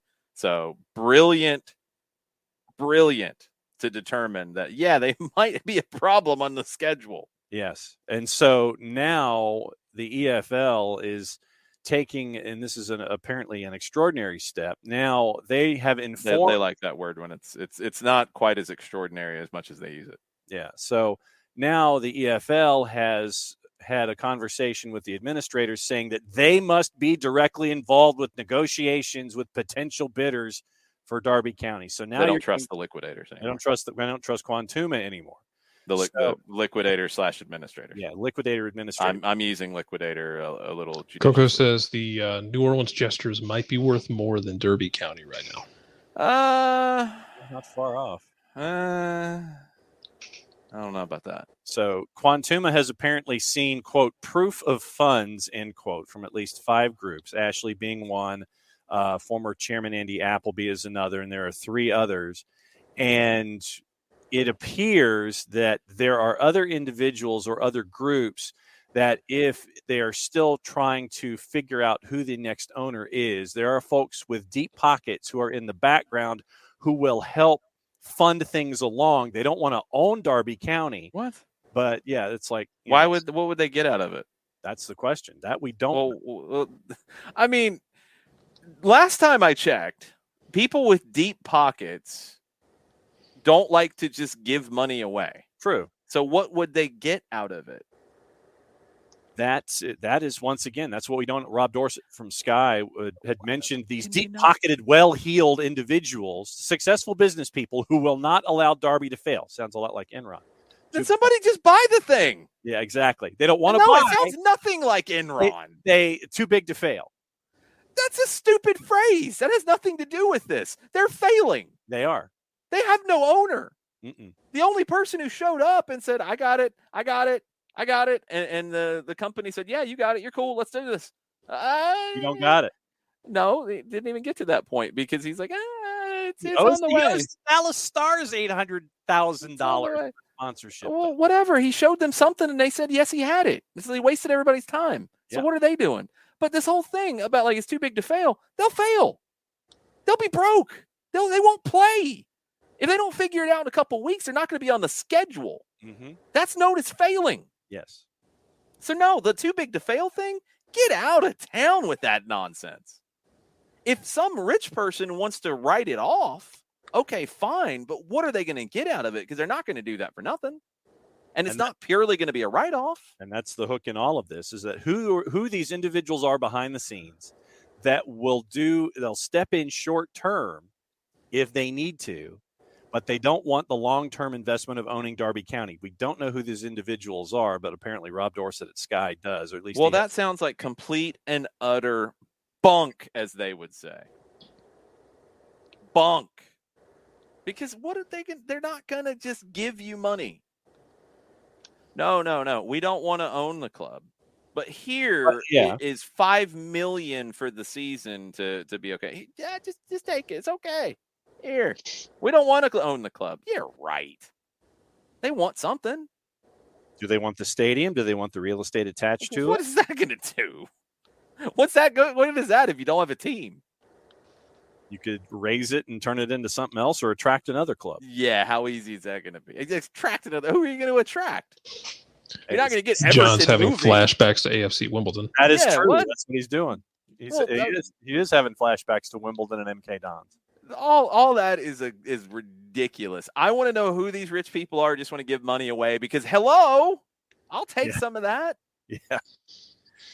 But give me something in return for it. That all sounds like garbage to me. I'm sorry. But yeah, like complete utter garbage. But the looping back to Mike Ashley, Yes, that Yes, sounds like the most likely. Yes, Ashley's bid seems to be the most credible and secure, but it seems to also be the one with the least amount of dollars attached to it. Well, if you have no other credible would you like less? bids, Would you like less money than you're hunting for, or would you like zero and go away? if the options are dude who owes the Dallas Stars money who has now left the room, if the other option is these random people who don't want to own the team but will just put money into it, of course, not asking for anything in return. Yeah, right. God, I haven't thought about the Dallas this is their Stars since Mike economic Madonna's playing. Seriously. Or somebody who's not offering as much money, but I don't know, can actually field a team for game days. I think I might go with what's behind door number 3, because you might not have any other doors left. So that is where things are with Darby, and yes, it's a mess. I mean, if you're gonna, if it's down to the fact like we're gonna fold the team or have Mike Ashley run it, sorry, you're gonna have Mike Ashley run it. Yeah, like don't be an idiot. That's stupid. Yeah. But this idea of like these owners that are going to put amazing angels and benefactors, well-heeled, Broadway. Shut up. Well-heeled individuals, successful business people who will not allow Darby to fail. Okay, whatever. Cool. Or how long are they going to do that without actually owning it? Not long, and then we're back in the same boat. That would be stupid. Cool. Hook them. Yeah. If Mike Ashley wants to own the thing and actually own it, hello, Mike. Here's a soccer team for you. Have fun. Again. Yes. I mean, well, he ended up putting the other team in a place where they're now one of the richest teams in the world. Yes. Just because he sold it to somebody. Oh, I'm not giving him a ton of credit. No. Yeah, about to say, don't give him too much credit on that. Well, again, your options are not exist. Yeah, not exist or like give that guy the option. I mean, that's pretty much where you're at. Yeah. Like he's a functioning businessman. You might not like how he functions, but the team is actually going to show up for games. And I think payroll will be met. So there you go. And right now they still only have 5 first-team players under contract. Yeah, I mean, well, they have no money, so how can they have players? Once again, that is true. So, I mean, it's not like they can go sign anybody. Yeah, we want you to come play for Darby County. What's this I just read about you might not be in the schedule? Oh, there's nothing to that. We'll get that. Oh, we have well-heeled people who are going to give us free money. Yes. Anyway. And people believe in us. Yes. We have faith. Yes. Yeah. We don't need money around here. Yes. We operate on other things as well. Please tell me there's something else about Darby County. Oh, well, no. I was going to go to another story about Everton. Oh, there's a story about Everton. What's going on at Everton? It looks like that there is Peter Kenyon. It looks like he's fronting a consortium to try and buy Everton. And the group includes 2 U.S. businessmen, Maciej Kamiński and John Thornton. Okay. And so it looks like they are trying to perhaps pick it up from Farhad Moshiri for about $500 million, considering Moshiri being in debt currently as well. So it looks like $500 million, taking into account the club's debt. And this came out from the Telegraph during the show. The consortium include being advised by investment specialist Michael Klein, along with the U.S. law firm Weil, Gottschall, and Mangus. Consortium may want guarantees Everton will not face a points deduction or heavy fine over FFP issues before entering into a legal binding agreement with the club. Have always insisted they have not broken regulations. Mm-hmm. What do you know about Peter Kenyon, John? What do I know about Peter Kenyon? Didn't he try once before? I don't know. Peter Kenyon, very quickly to give you the rundown. He was the chief exec at Manchester United. Right. First started as the deputy chief exec. He was promoted to the chief exec in August of 2000. He kept Alex Ferguson at the club after he was originally going to retire in 2002. From Wikipedia, one of the other notable aspects of Kenyon's time in charge was the fact that the club dismissed their rigid wage structure and spent large sums of money on players such as Juan Sebastian Veron and Rio Ferdinand. The Rio Ferdinand one worked. The Veron one, wonderful player, but it did not work. Then he went to Chelsea in 2003, which was kind of controversial because he had always said he was a lifelong Manchester United fan. At Chelsea, he was involved in several high-profile incidents, including an attempt to persuade the manager of the English national team, Sven-Goran Eriksson, to become manager of Chelsea, and the tapping up of former Arsenal and England left back Ashley Cole.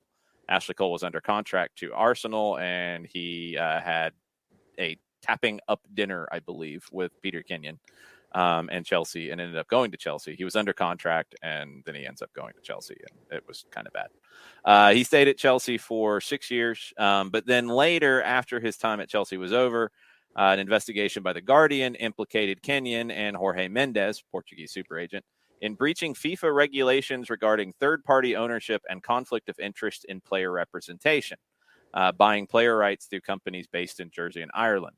The Guardian published a detailed report showing Kenyon's ex-club Chelsea have invested in third-party ownership via Mendes and Kenyon, a practice banned by the Premier League. Chelsea declined to comment on it. Kenyon was a non-executive director at Middlesbrough at one point, which allowed them to get John Obi Mikel on a short-term deal in 2018. Maybe not the cleanest fella when it comes to all these sorts of things. Just saying. Yeah. So maybe just a little bit of a question. Yeah, his company, his current company, Opto Advisors, have been involved with the takeovers of PSG and Wolves. He's worked with Atletico Madrid and Middlesbrough, and involved in the bid to buy Newcastle. So, just a question. Just a question.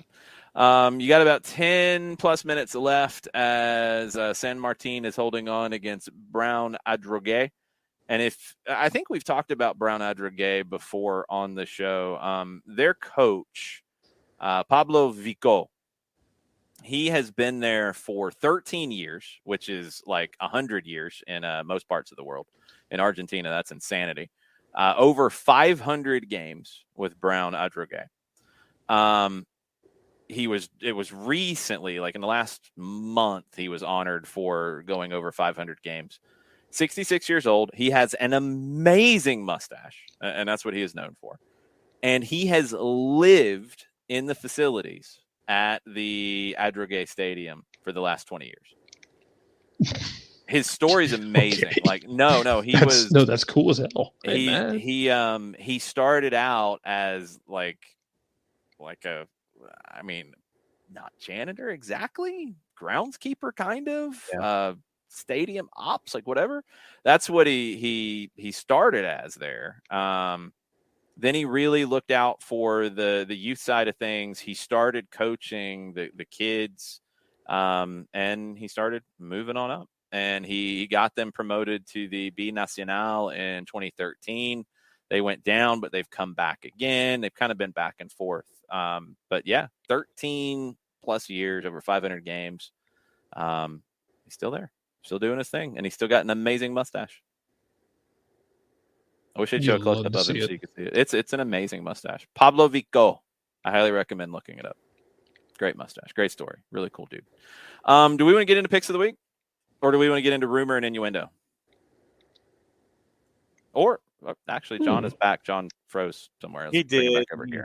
There were multiple Johns, and that was scary. Wow, that was scary. God. No, I had the circling wheel. That's the multiverse that I'm not okay with. I want no part of that place. No, I had the circling wheel of doom for like 30 minutes and my face froze, so I decided to back out and back. Yeah, it's. I thought he was preemptively taking himself out of the Friday discussion. I never know. Do we want to get into rumor and innuendo? Do we want to save that for tomorrow? I mean, there's really not a ton. Or do we want to go straight into picks of the week? Picks of the week. All right. Yeah. So tomorrow morning you will learn more about Sven Botman, because there's not a rumor and innuendo segment that does not include where has Sven Botman not been linked that he's being linked to now? No, it's just the same places arguing. Dries Mertens will come up tomorrow morning. Robert Lewandowski will be discussed. Chris Richards, Calvin Ramsey. We already talked about that, so we can scratch that off. The 10 million request. We will talk about the potential next sporting director of Valencia to work with Gennaro Gattuso. And I'll go ahead and share this one with you, because Benfica is now in the money these days. They want to sign Enzo Fernandez, who, if you remember our conversation with Tom Robinson recently, Enzo has been the real story in the last year in Argentine football. He was at Defensa y Justicia on loan from River and just killing it as a young player. Gallardo brings him in at River. He has been killing it even more at River. One of the best domestic players going right now. Benfica want him right now. Enzo wants to stay for the rest of the year at River as they try to win a Copa Libertadores. Benfica, if they sign him, they want him now. They're not going to sign him and loan him back to River until December. If Benfica executes the release clause, which is reported to be $20 million or euro, I'm not sure. I've seen both, which is not a crazy amount. If they do it, then it's up to the player to accept it. The club would have to accept it if Benfica takes it. But then the player, if he doesn't want to leave, he would have to say no to that and stay at River and not be purchased by Benfica. What was the giggling about that? No giggling?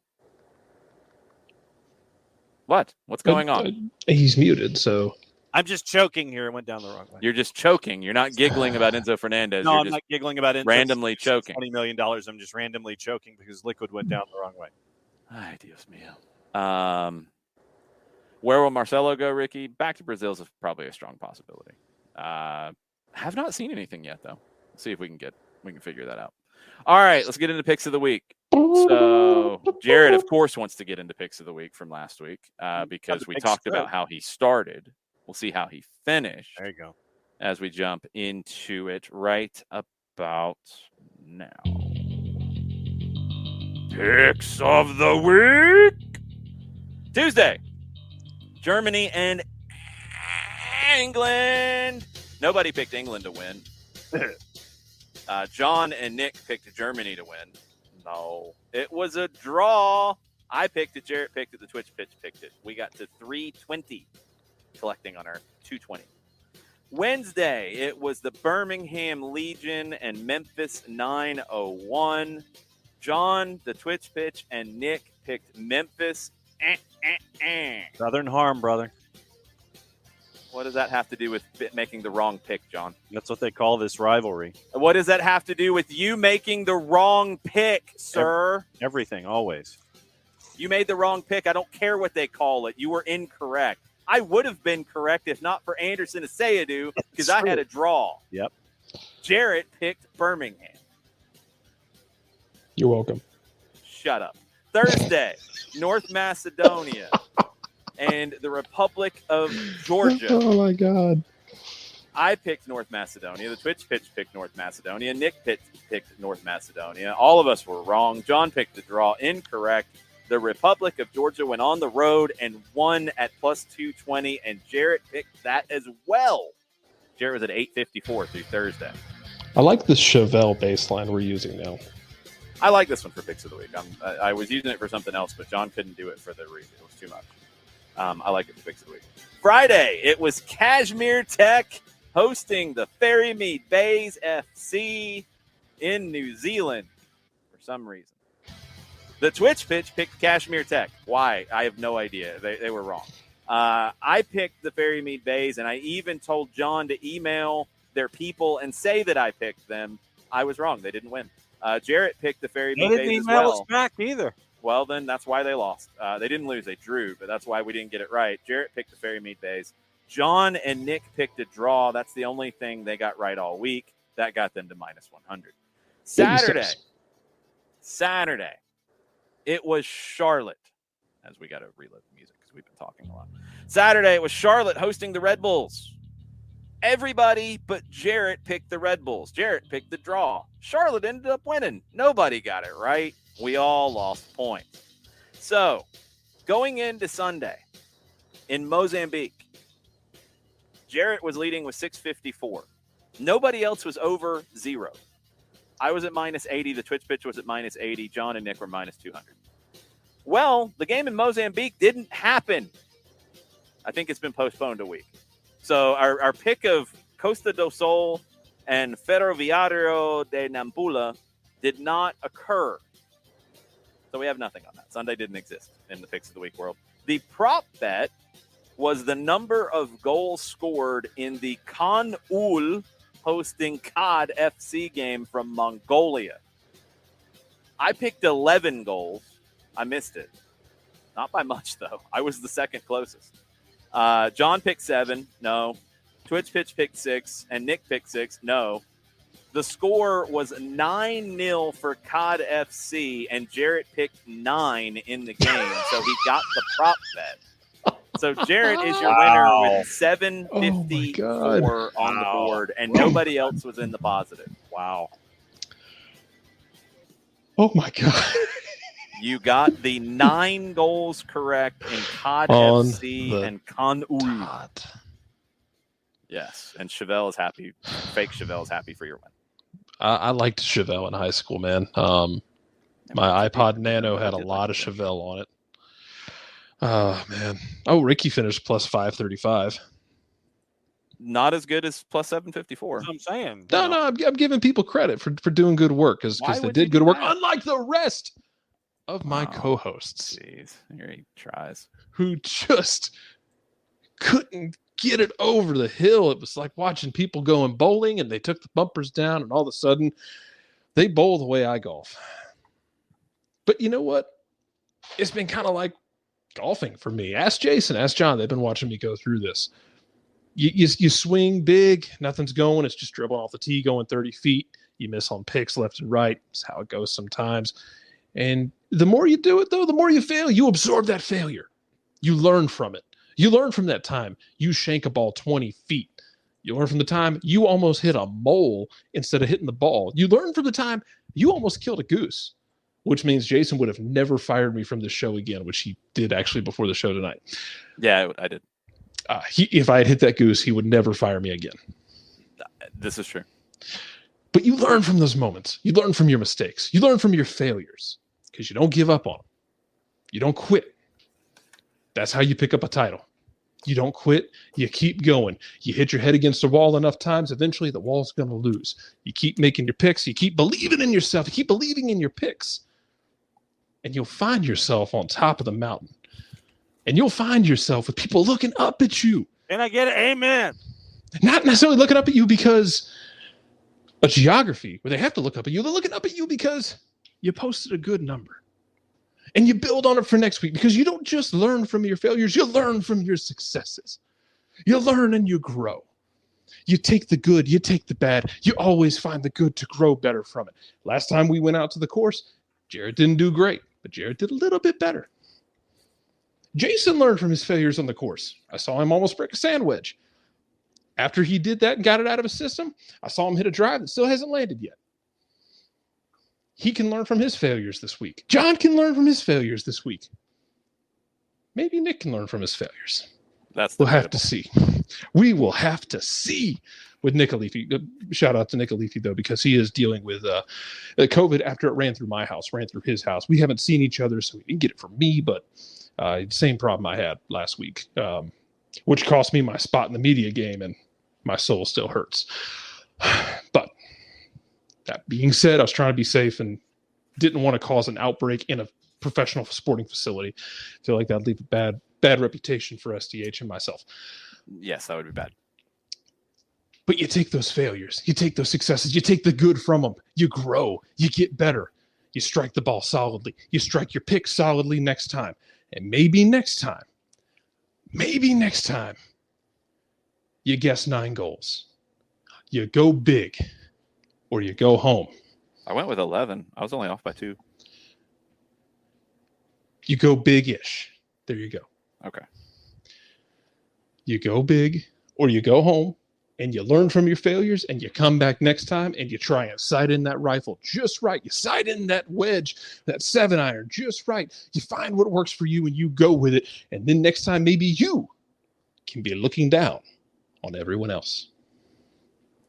You haven't been doing that a whole lot lately, Jarrett, just to be 100% clear. Well, you're 6'5". We're talking about the figurative in the picks of the week game. Jarrett has gotten off of the bottom of the table now, except he's now tied for the bottom of the table. But it's a very tight table. So I appreciate the fact that I have my contingents that exist. And if you're not on the Discord, you can get on the Discord and subscribe. Helps the show out. And if you are, for instance, a baseball fan, get on that Discord in the other sports category with That's people dangerous. like myself and Coco and Will and Turner, as we discuss the Braves all the time and discuss college baseball, college baseball might be the most underappreciated parody sport. because the number one team in the nation has not won the College World Series since like 1999. Who was it this year? I believe it was the team that wears the same color orange when they're working the road crew on Friday, the game on Saturday, and hunting and in the tree stand on Sunday. Go ahead. The dude with the that'd be the Tennessee Ballin' Payers. So Jared, let me get this straight with your inspirational message tonight. Yes. So you take the good, You take the good. you take the bad. You take the No, bad. do not start singing the Facts of Life theme song. You take the both. There you have the facts of life. You do. Good grief. Thank you. Yes, Tennessee was the number one team in the country. But we talked about this a lot in that other sports Discord. Y'all are all happy to, if you're subscribing, please come and join us sometime because it gets really stupid and it gets really petty. College baseball really is underappreciated for its parody. Ping. Yes.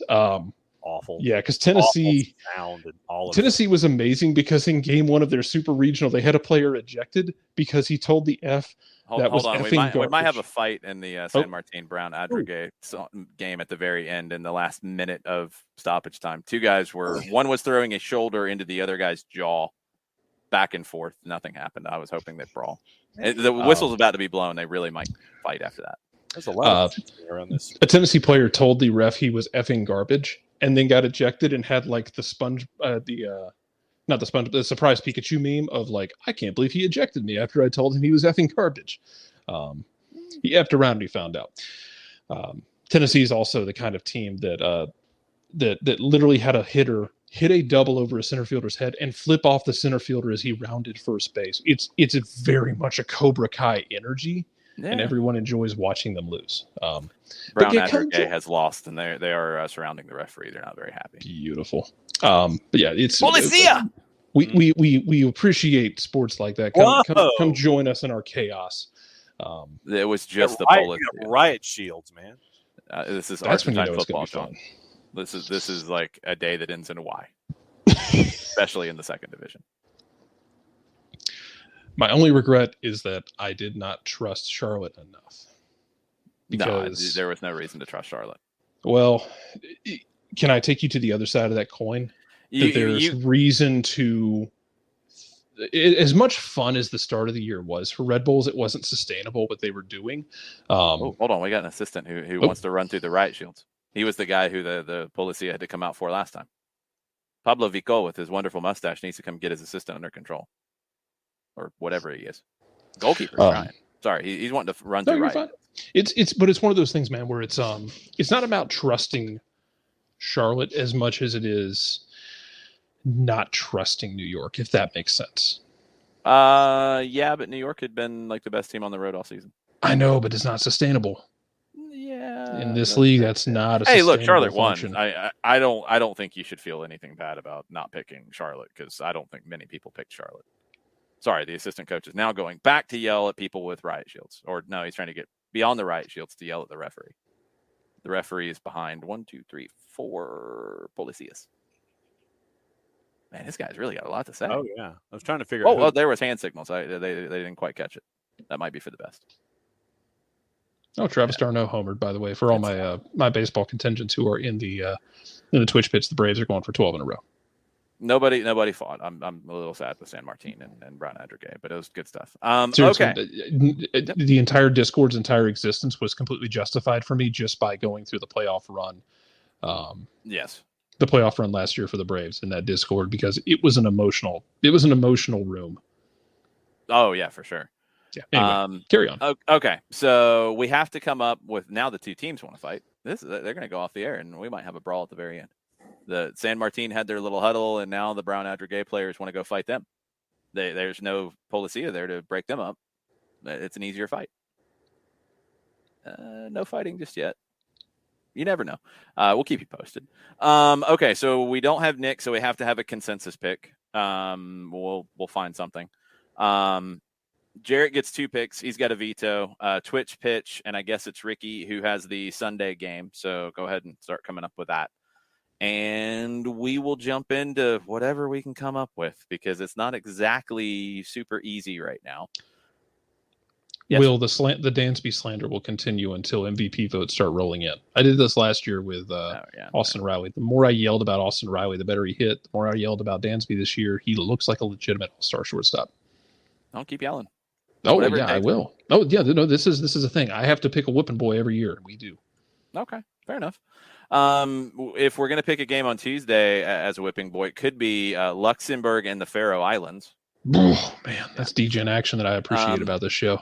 We got UEFA Nations League with England hosting Hungary. We got Germany and Italy. We got Netherlands and Wales. We got Poland and Belgium. We got Armenia and Scotland. We got Ukraine and Ireland. Bosnia and Herzegovina versus Finland. Romania, Montenegro. Luxembourg and the Faroe Islands. Turkey and Lithuania. Man, they're all in the same group. That's ridiculous.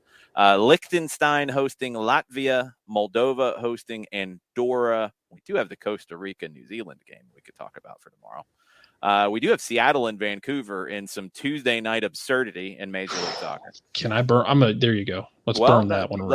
Let me give you just a couple more, just in case, because I'm still in the actual like pinned things on SofaScore. I haven't even gotten into the weird stuff yet. I know. Jamaica, Mexico in CONCACAF Nations League. El Salvador in the United States in CONCACAF Nations League. Bermuda and Montserrat. I mean, come on. Haiti and Guyana, French Guiana and Belize. Bonaire hosting the U.S. Virgin Islands, and the Turks and Caicos hosting Sint Maarten. You still want to go with which one? Seattle and Vancouver? Yeah, give me that Cascadia action. Okay. Seattle hosting Vancouver. I think SofaScore is actually cooperating this week on the web edition. It is. Yeah. Seattle at home is a -182. The draw is a 320. And Vancouver to win in Seattle is a +475.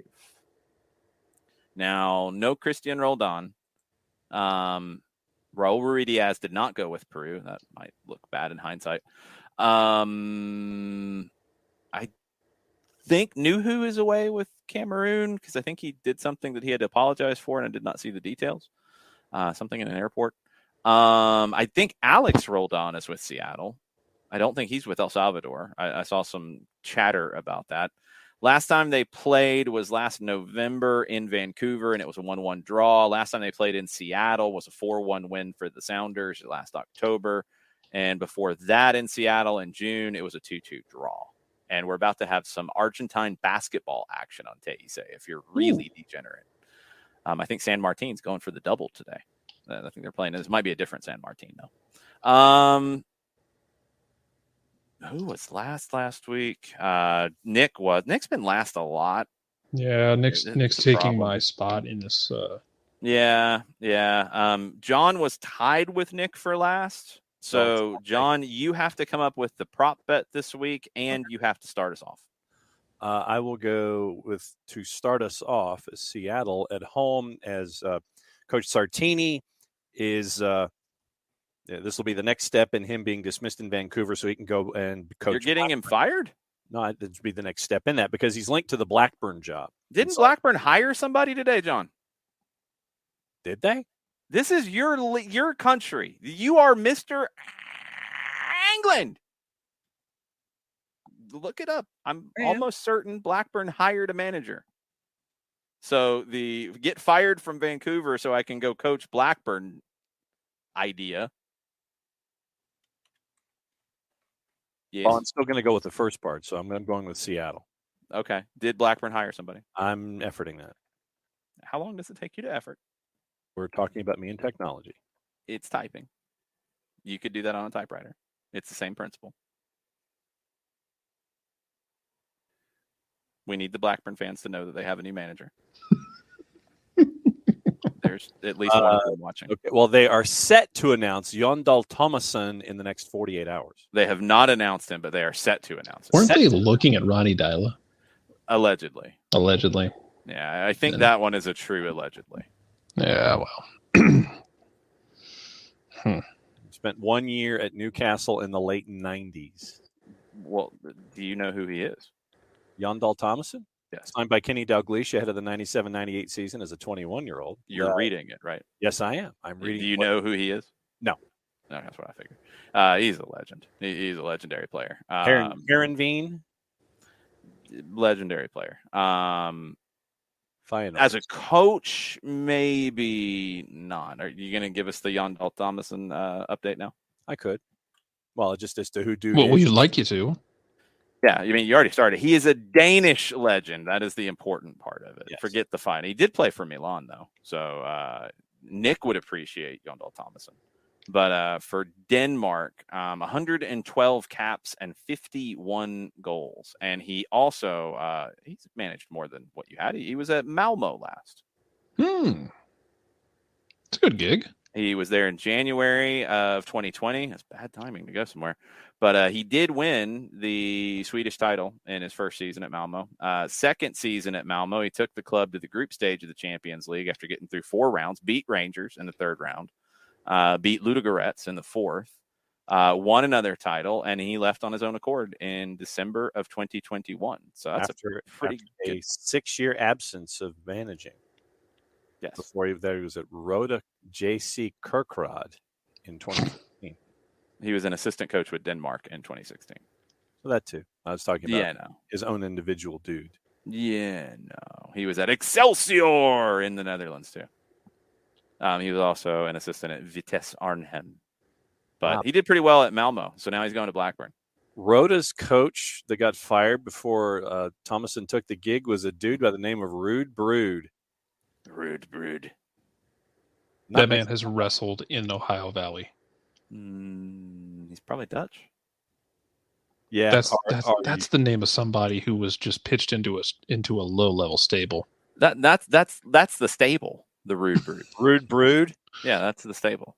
Like it's like a bunch of guys with bad thin mustaches and there's absolutely there's at least, but the leader has like a handlebar mustache from hell. So everybody else is just FDR and dad and no, it's nothing like that. It's nothing like that. It's like they're skinny cousins who are lame and trying to be cool and can't quite grow the mustache, but try. I hope they all have like a John Waters mustache. Yes, it's like that, but they're trying to be a tough guy, but they're not tough and they have no muscles. They're the Ruud Brood. That's called enhancement talent. Okay. So it's very Spike Dudley of you. No, it's not. Spike Dudley would like to headbutt you for putting him with the Ruud Brood. And he'll do it I love Spike Dudley, man. Spike Dudley was great. Or balcony. This is the team that comes out that doesn't have music, that just walks out to the ring, and everybody's like, "Who in the blue hell are you guys?" And you're going to lose in 2 minutes flat. Yeah. That's squash match. That's the Ruud Brood. You're going to get us back on. You're going to get us back on the clock. Yes, that's the Ruud Brood. He's going to try. I'm going to try right now. So I'm going to pick in this one that's a weird game on a Tuesday, and it's strange. And Vancouver has been, as of late, better.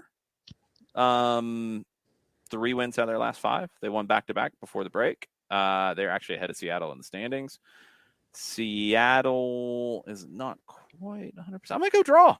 I'm feeling squirrely to start the week. I'm going to draw. Jarrett, what are you picking? You know what? Give me Vancouver. I'm feeling stupid. You're feeling dumb. I was feeling squirrely. You're feeling dumb. Give me Vancouver in a weird one.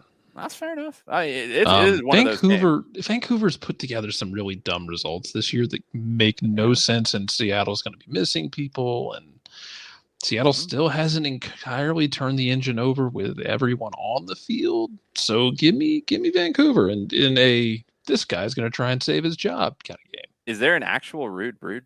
It was. It was a good stable too. Well, it was a one-time. It was a Survivor Series thing. Okay, so it wasn't a stable. It was like a team at Survivor Series. Team Ruud Brood. Because it had. I don't know where the Brood part came from. It's out of the Rougeaus, and it had Rick Rude. So whatever. And of course it did. It had to have Rude. It had to have Rick. And the Fink going the Ruud Brood. Yes.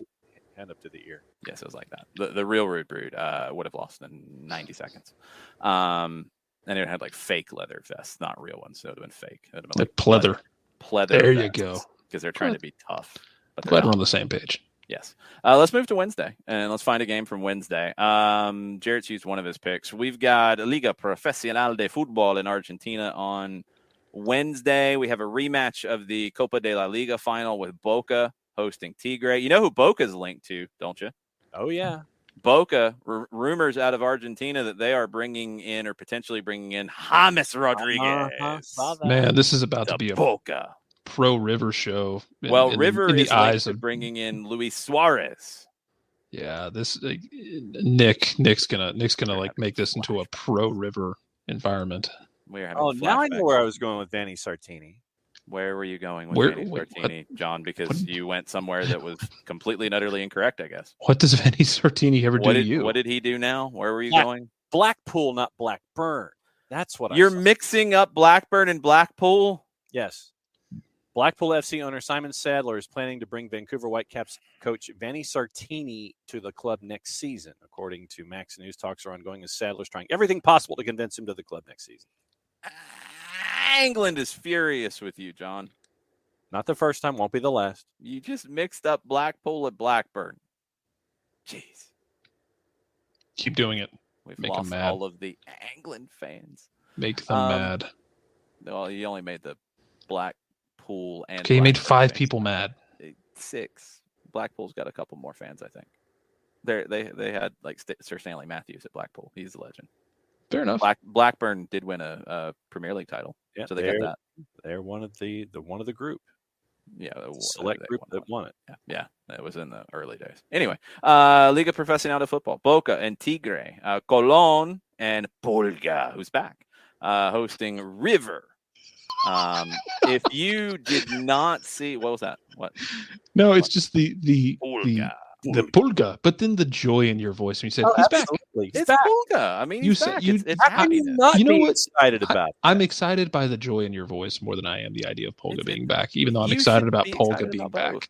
I You am, but You should be very excited about I'm both, glad Jared. you're enjoying things, Jason. Jared, when Pulga is playing the football, I am happy.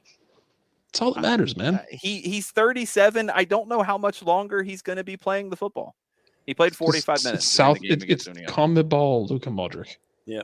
I don't think Pulga's in that same category. I can't put him there. He had a knee issue, and they were talking he's going to be out for a longer period of time, April 22nd. But he's back. He played 45. And if you have not seen the highlights of the derby in Santa Fe from the weekend, 2-2 between Colón and Unión, wow! Like, highly recommended you watch the highlights of this one. Juanchope Avila, who was at Colón, remember him? He was at DC in Minnesota for a while, and they ran him out of town. Yeah. He scored. Again. Facundo Farias, the young starlet from Colón, who could be headed to Benfica, he scored, or he could be headed to Boca or River too. And then there was a really stupid handball in the 92nd minute with a guy who tried to like do a chicken dance when he's defending a shot. Yeah. And he's not trying to put his arms behind his back. He's literally doing like this. Like he's got his elbows out and he turns and the ball hits one of his elbows and it's a handball. Smart. And it's a penalty and that made it 2-2. But the game was nuts. Unión had a red card in the 58th. Colón had a red card in the stoppage time of the first half. VAR was all over the place. It was nuts. Highly recommend watching the highlights of that one. I know what I'm Gentle reminder: Minnesota is the team that everyone complains that Atlanta is. They probably could use Juanchope Avila right now. Oh well, I mean, only one team out of that conversation has 2 DPs sitting on the bench because they're not good enough. They signed other guys instead of Juanchope Avila, and they're not playing. Mhm. It's weird. It's very strange. So Colón and River is a possibility for Wednesday. You also have Banfield and Central Cordoba. You have Tucumán hosting Lanús. You have Barracas Central and Unión. You got the Brasileiro, the first division in Brazil. Atlético Paranaense hosting Corinthians. That's probably the best game. There's not a lot of great matchups. You do have Wednesday MLS action. The New England Revolution hosting Orlando City. That could get weird. No Galese for Orlando. Let's go live a professional de football. Okay, what do you Galese picking, is going John? to go fight people. John says he's picking something because other than that, you could go to USL Championship or you could go to the Copa Argentina, or then you're getting into the degenerate action. What do you got? Atlético Tucumán hosting Lanús. Why are you going to Tucumán and Lanús? That's Because- interesting. Because it's 3:30 in the afternoon and it's 3 pretty decent numbers. Okay. Are you going to allow this, Jared? I am. Okay. Atletico Tucumán hosting Lanús. Tucumán is a plus 160. The draw is a 225, and Lanús is a plus 175. So a very even game. This is the start of round 2 in, or is it round 3? It is round 3 in the Liga Profesional de Football. With Platense, the Squid, hosting, and the jersey's up back here.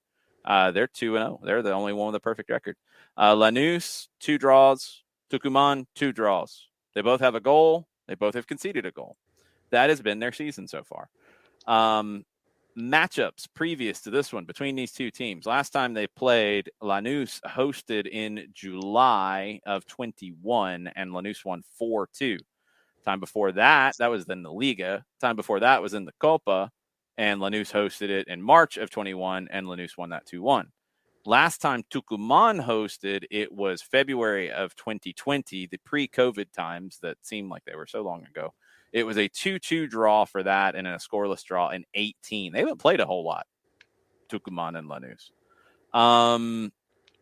Man, since it's super early in the season, I mean, just to look a little bit, if you are wondering about these teams, Lanús is a team that we've talked about quite a bit because their players often end up in Atlanta. Right. Going back to the Copa, which was the mini league that the first half of the year was, their best player was a defender, Matias Perez. In the Copa, I'll give you how these teams finished because we have nothing from how they played in the season so far because it's so short. In the Copa, Tucumán finished 11th out of 14 in Group A at 2-7-5. That is not good.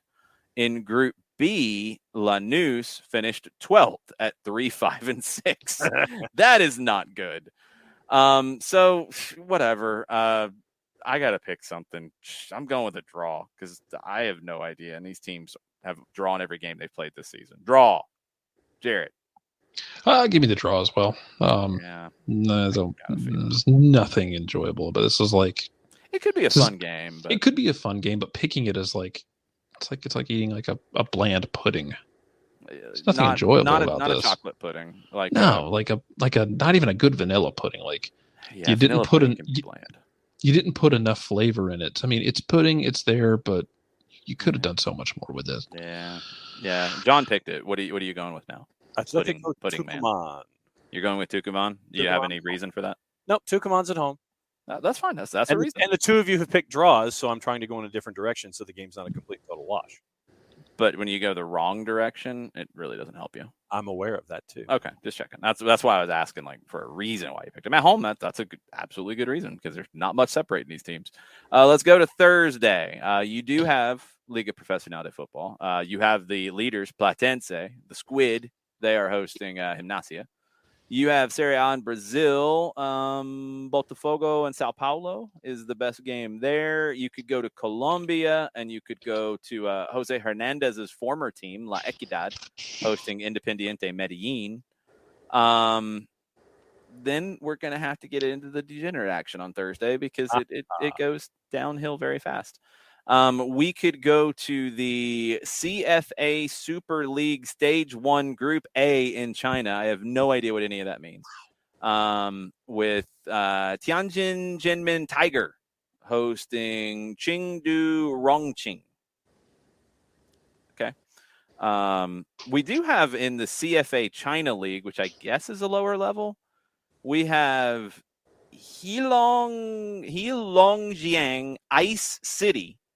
Okay. Ice City, but I guess they are representing Heilongjiang. Ice City sounds like a team City. It sounds like a team that Arnold Schwarzenegger's Mr. Freeze would have made in Gotham. Welcome to Ice City. They are playing bad movie. Liaoning Shenyang Urban. Yeah, the Chinese leagues are weird when they get below the first division. We could go to Iceland. Do you really want to do that to yourself? No, I don't. We could go to the Republic of Georgia. we have Lokomotiv Tbilisi and Sabrtalo Tbilisi, a Tbilisi derby. Throw out the Yeah. ribbon. I like that every Eastern European team has to have at least one locomotive. And a Dynamo. Oh, yeah, There's absolutely. always those. Why What don't else we have a got? locomotive in MLS? I'm really upset. I don't know. I can pick one. We got Morocco, Raja Club Athletic versus Wydad AC. Why, Dad? Wydad. We could go to Bhutan, the Premier League qualifiers. Ugyen Academy is hosting Paro Ringpong FC. Or Tinsung FC is hosting RTC FC. The Bhutan Premier League qualifiers. We could go to the second division in Ecuador. We've got Olmedo hosting Imbabura Sporting Club. God bless you. It's his place, John. It was not a sneeze. We have the Independiente Juniors hosting Manta. I think Manta's been in the first division. We have Ethiopian Premier League. Sebeta Ketema hosting Fasil Kanema. Yeah, this is where we're at on Thursday. We got Macau. The Artilleros hosting Wanguan in the second division. We could go to the Macau FA Cup. Monte Carlo is hosting Casa de Portugal. Just saying. Casa de Portugal is a fantastic name, though. Casa de Portugal. We could go the other game in the Macau FA Cup. Sporting Macau hosting Benfica de Macau. Oh, but you're going to say Locomotive Macau there for a second. No, this is Portuguese. They don't have locomotives in Portugal. They are ferroviarios. Remember, we did this last time. Remember? Yes. From Mozambique. Yes. There's like 5 different ferroviarios. Yes, that is the locomotive, but it's in Portuguese. We got the second league in Mongolia. Jesus Christ, somebody. This is Thursday. Like, there's not much. Suriname. Don't give me Casa de Portugal. Let's just Jesus now, Christ. Hold on. You sure? We do have Tanzania. We have Simba SC. I think I'm going to be okay, City. Jason. I think You I'm sure? going to be okay. You sure? We've picked Tanzania before. You want to go to Macau instead? I want the I want the Portuguese house. Oh, jeez. We're going to the Macau FA Cup. I got to write down what this is because I'll never know where these teams are again. SofaScore is probably you dig this up on SofaScore and there's a pop-up ad that triggers, do you need help? Call this number. Yes. I've seen it many times. All right. So, John, why don't you tell us about Monte Carlo, I guess FC of Macau? Monte Carlo. And we'll learn about Casa de Portugal of Macau if we can. CD Monte Carlo. Okay. All right. Ain't a whole lot attached to it. CD Monte Carlo is a Macanese professional football club which currently competes in the Liga de Elite. Their nickname is Os Canarinhos. Canaries, okay. Founded in 1984. They play at the Linfong Stadium ground with a capacity of 2,000. They are 9th of 10 in 2021 season in the Liga de Elite. Champions of the Liga de Elite 5 times. Last time was in 2013. Runners up 4 times. The last time was in 2017. They made it once into the AFC Champions League. It was the qualification round 2 where they ended up losing 8-1 in aggregate to Daejeon Citizen of South Korea. They have an entire roster of Macanese players except for one player from Mozambique, Rogerio Issoufou. Okay. So that is where we are with CD Monte Carlo. Os Canarinhos. We don't have much on Casa de Portugal. They were founded in 2001 in behalf of the defense and promotion of Portuguese language and culture to all interested parties. They've won 2 second division titles. They got relegated in 2016 back to the second division. They bounced back and won the second division again in 2019, so they got promoted again. Their manager is Jose Maria da Cruz Martins, who is better known as Pelé. Not that Pelé. Not that Pelé. No. This is a different one. He did play forward. He did play for he played for a team called Churchill Brothers. Jesus, this is amazing. He I'm played loving this decision. In India, he played for Churchill Brothers.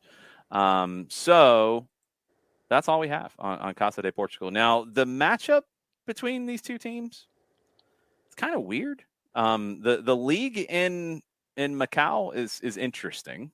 Monte Carlo's most recent results, they beat Kai. It's Ka space I. That's the team. Kai. What? Either way, it's basically Sport Association Kai. Monte Carlo beat them on June 5th, 9-0 on the road. But Monte Carlo lost to CPK 3-0 at home on May 28th. They went to Sporting Macau on May 14th and won 7-0. They beat Chengfeng 4-1. They beat Casa de Portugal last time they played when Monte Carlo hosted 9-1 in league action. Casa de Portugal, not so good. They lost to Kai 6-0 last time out. They did beat Kai in an FA Cup game 2-1 that finished 10v10. That was a wild one. But since then, 8 losses. And Casa de Portugal has conceded in those 8 losses. Hold on. 11, 15, 18, 27, 36, 38, 44 goals. In 4 8 cards games. just showed up and has no idea what's going on. Okay, so we don't either. This is the Macanese FA Cup matchup is what we're looking at. This is the Macau FA Cup. And you would look at it and probably say it is a mismatch because the last time they played it was 9-1 for Monte Carlo, who would of course be the rich team from Macau. But as it reloaded because it tried to give me some common sense to stop looking at this league. It's begging. It is actively begging you. It's trying. So last time they played was May 1st. Monte Carlo won 9-1. Last time they played before that was January 22nd. Casa de Portugal hosted. It was 6-0 Monte Carlo. But July of last year, Casa de Portugal beat Monte Carlo 3-1. I don't know. Okay, so can I claim the prop bet now? Do you want the prop bet with this instead of the game? Because I don't think the game is all that compelling. But how many goals, if you're going to steal the prop bet from last week, is compelling. That was what I was going to say was margin of victory in this match. Well, then we probably shouldn't have the game as one of the games because Monte Carlo has scored in their last few games 9. They were shut out. 7, 4, 9, 3, 1, 8, 5, 2. And Casa de Portugal's given up 44 goals in 8 games. Can we just not pick this game? I would like for Jarrett to not even have to burn his veto. Yeah, let's not then. John, can you retract this? It's 2 beautiful names, but it doesn't I would present like itself. I like the prop bet though. Yeah. Do you want to do it as the margin, or do you want the number of goals in the game, John? Let's see. Because we did number of goals. We did number of goals. You can do number of goals because I mean it could be 12. It could be okay. So let's do number of goals in this match for the prop bet. Number of goals. Macau. FA Cup. Monte Carlo. Casa de Portugal. Okay. Now, if you want to stay, because this day there's not a whole lot of options. If you want to stay in the degenerate realm, the other game in the FA Cup, is it better? No. Benfica de Macau. Benfica de Macau. Yeah, Benfica Benfica de Macau is pretty good. There's only like 2 good teams in Macau, and we've found them both, and they're playing teams that aren't very good. Although CPK seems to be pretty good because they beat the good teams. That game's not compelling either. So, I got nothing for you. I will then jump in and go in a different direction, and I will pick.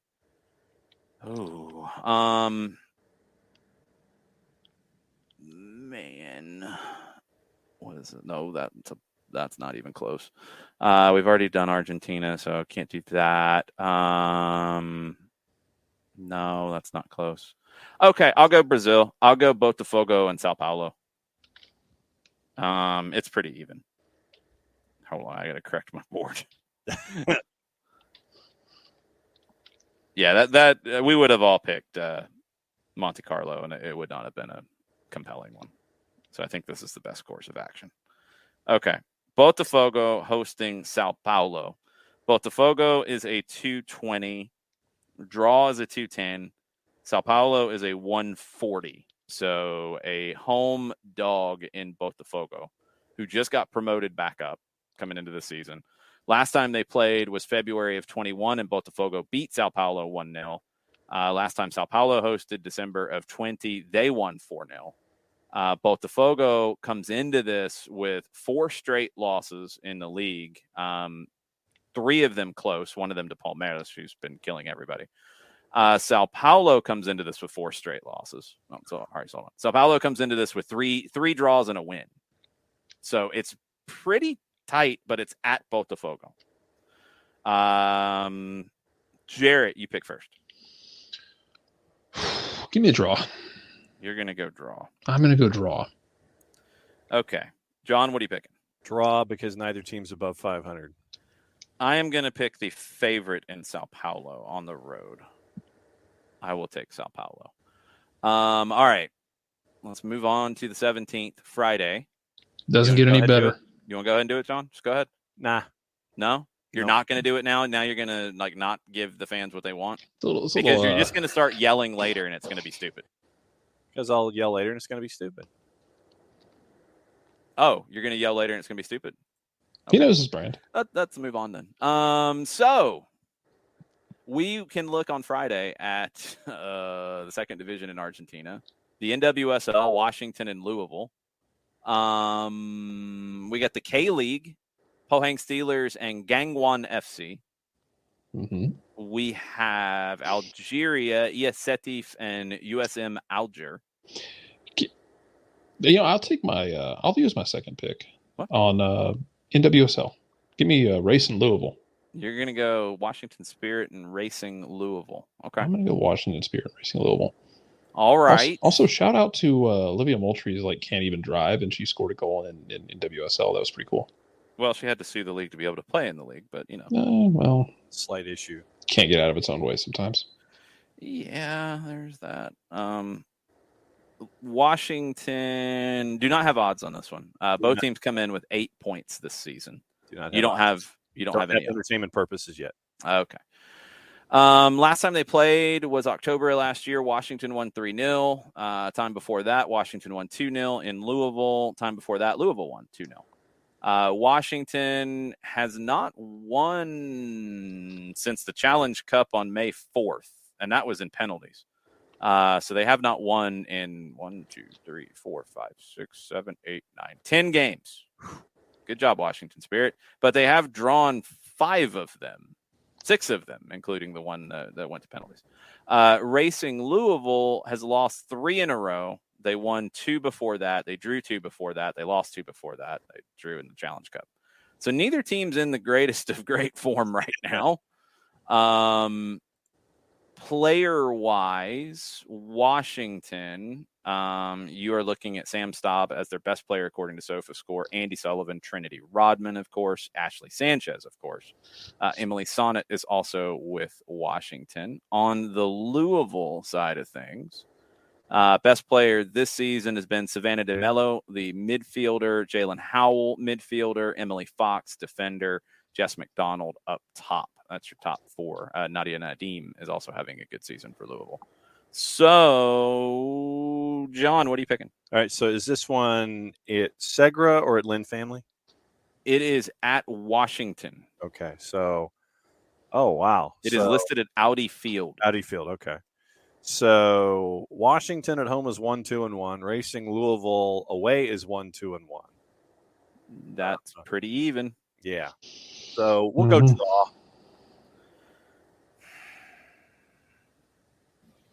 On a Friday. See, that's just bad. That's just no. That doesn't. No, that's terrible. And you picked a draw, which everybody expected.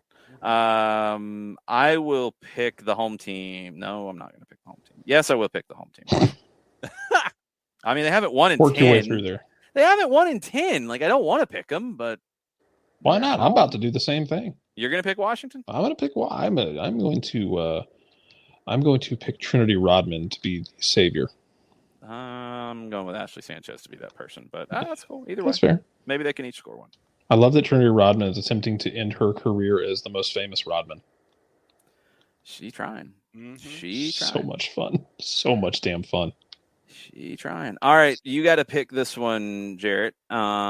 Saturday, we have. Wait, I picked 2 games already. Wait, which 2 do you pick?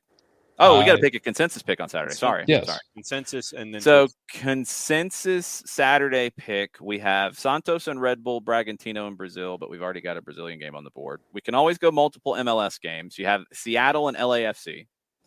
You have Galaxy and Portland. You have Philadelphia and Cincinnati.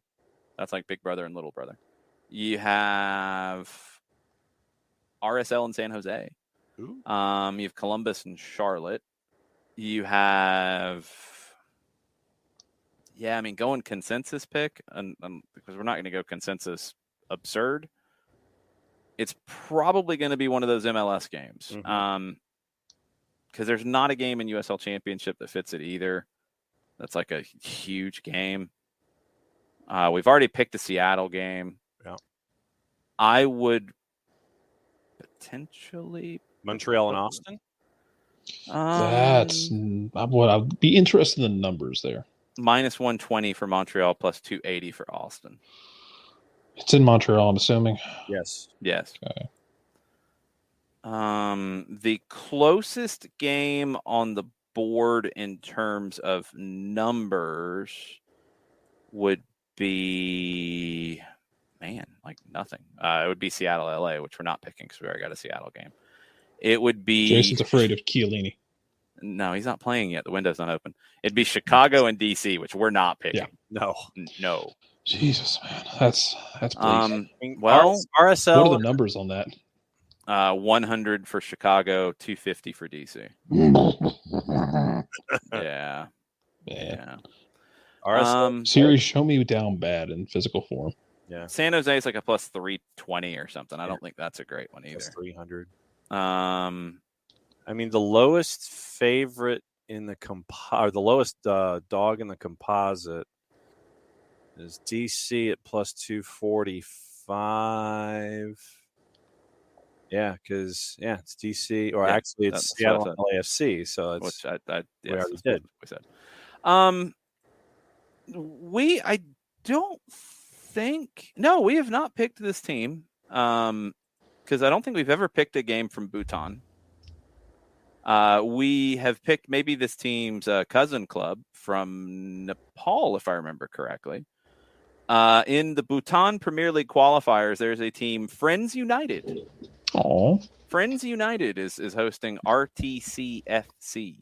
That's wholesome. Friends United logo is. I hope they lead the league in red cards. No. Friends United did lose a game in April of 21, 14-1. But they did bounce back to win the next game 8-3 against Brothers United, which Friends United and Brothers United. Friends whooped up on Brothers after Druk Leal beat them 14-1. RTC doesn't even have a crest on SofaScore. So, yeah, that doesn't work either. Man. I wanted to learn about Friends United. Man, there's not a whole lot of options. Hey, I'll give you this since we need a consensus pick and we don't really have one. Twitch pitch. We're going to go old school. Ricky, I know you got the Sunday game. I will, if this is okay with you, Jared, as the champion. Yeah. Let the Twitch pitch decide amongst themselves in a nomination and a second and a third for a game from Saturday. I don't think we've picked Bhutan, Coco. We've talked about Bhutan. They have listened to the show in Bhutan, but I don't think we've actually picked the league in Bhutan because I don't recognize any of those teams. So Twitch pitch. Is that cool, Jared? Yeah. No, I think that is a fair decision. Because we have no other options. And if we're going to get degenerate, we'll let them pick it.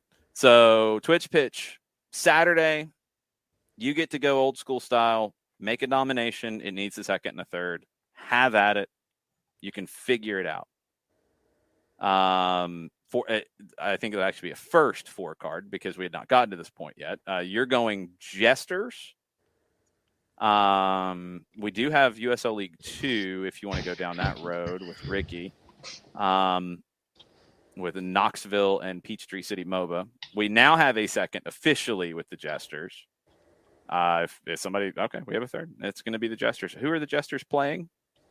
We do need the opponent. I can probably look it up, but that's not a definite in the situation. Okay. They are playing on the 18th. They are hosting Tallahassee SC. There will not be odds on this one. No. Did you look, John? Yeah, because I don't have any you looked for odds for that. I don't have any for entertainment purposes up yet either. Because traditionally, Odds Portal will have League 2 odds posted. This is not League 2, John. Or NPSL. They'll do NPSL occasionally as well. Then they are more degenerate than I would have ever guessed. Yeah. So we can tell you where these teams are. Give me a second to do some navigation. The Jesters like the purple and green, Jarrett? Is that like a New Orleans thing, or do they just like those colors? I would say that's a question for Coco. Okay, you guys can figure it out amongst yourselves. Let's see. They are in the south. Gulf Coast South. The Jesters are 3-2-1 through their first 6.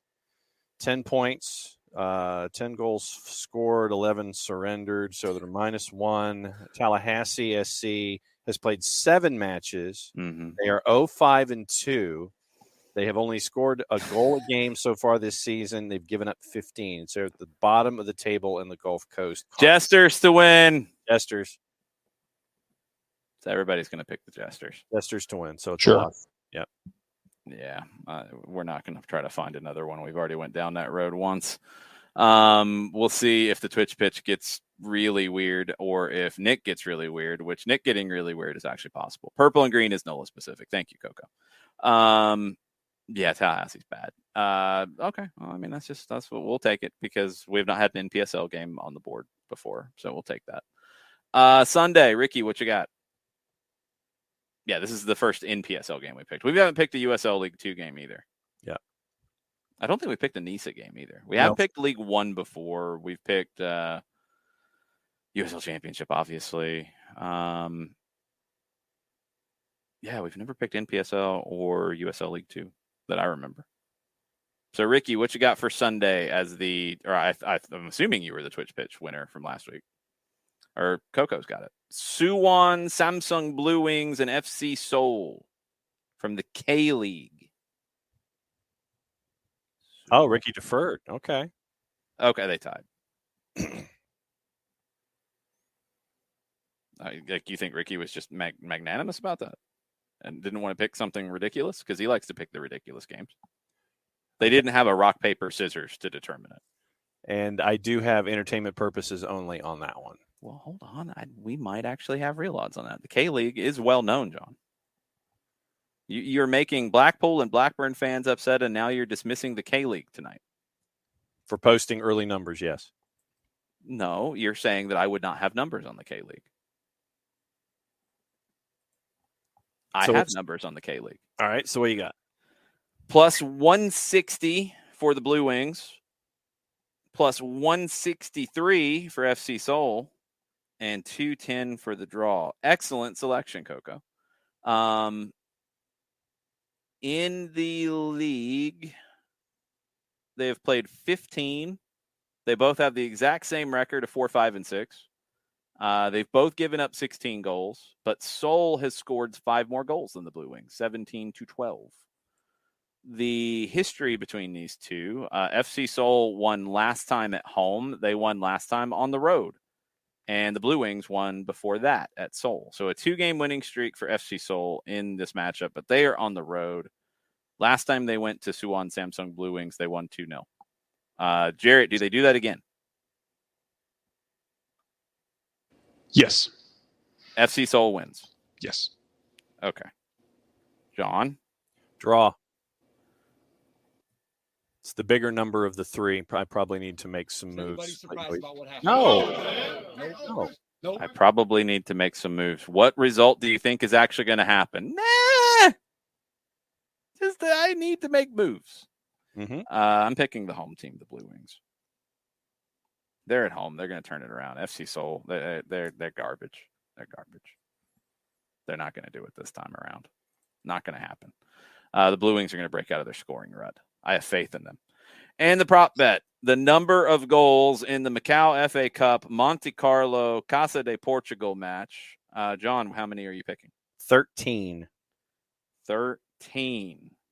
Did you get inspired by Jarrett's go big or go home speech that he gave? Yes, I did actually.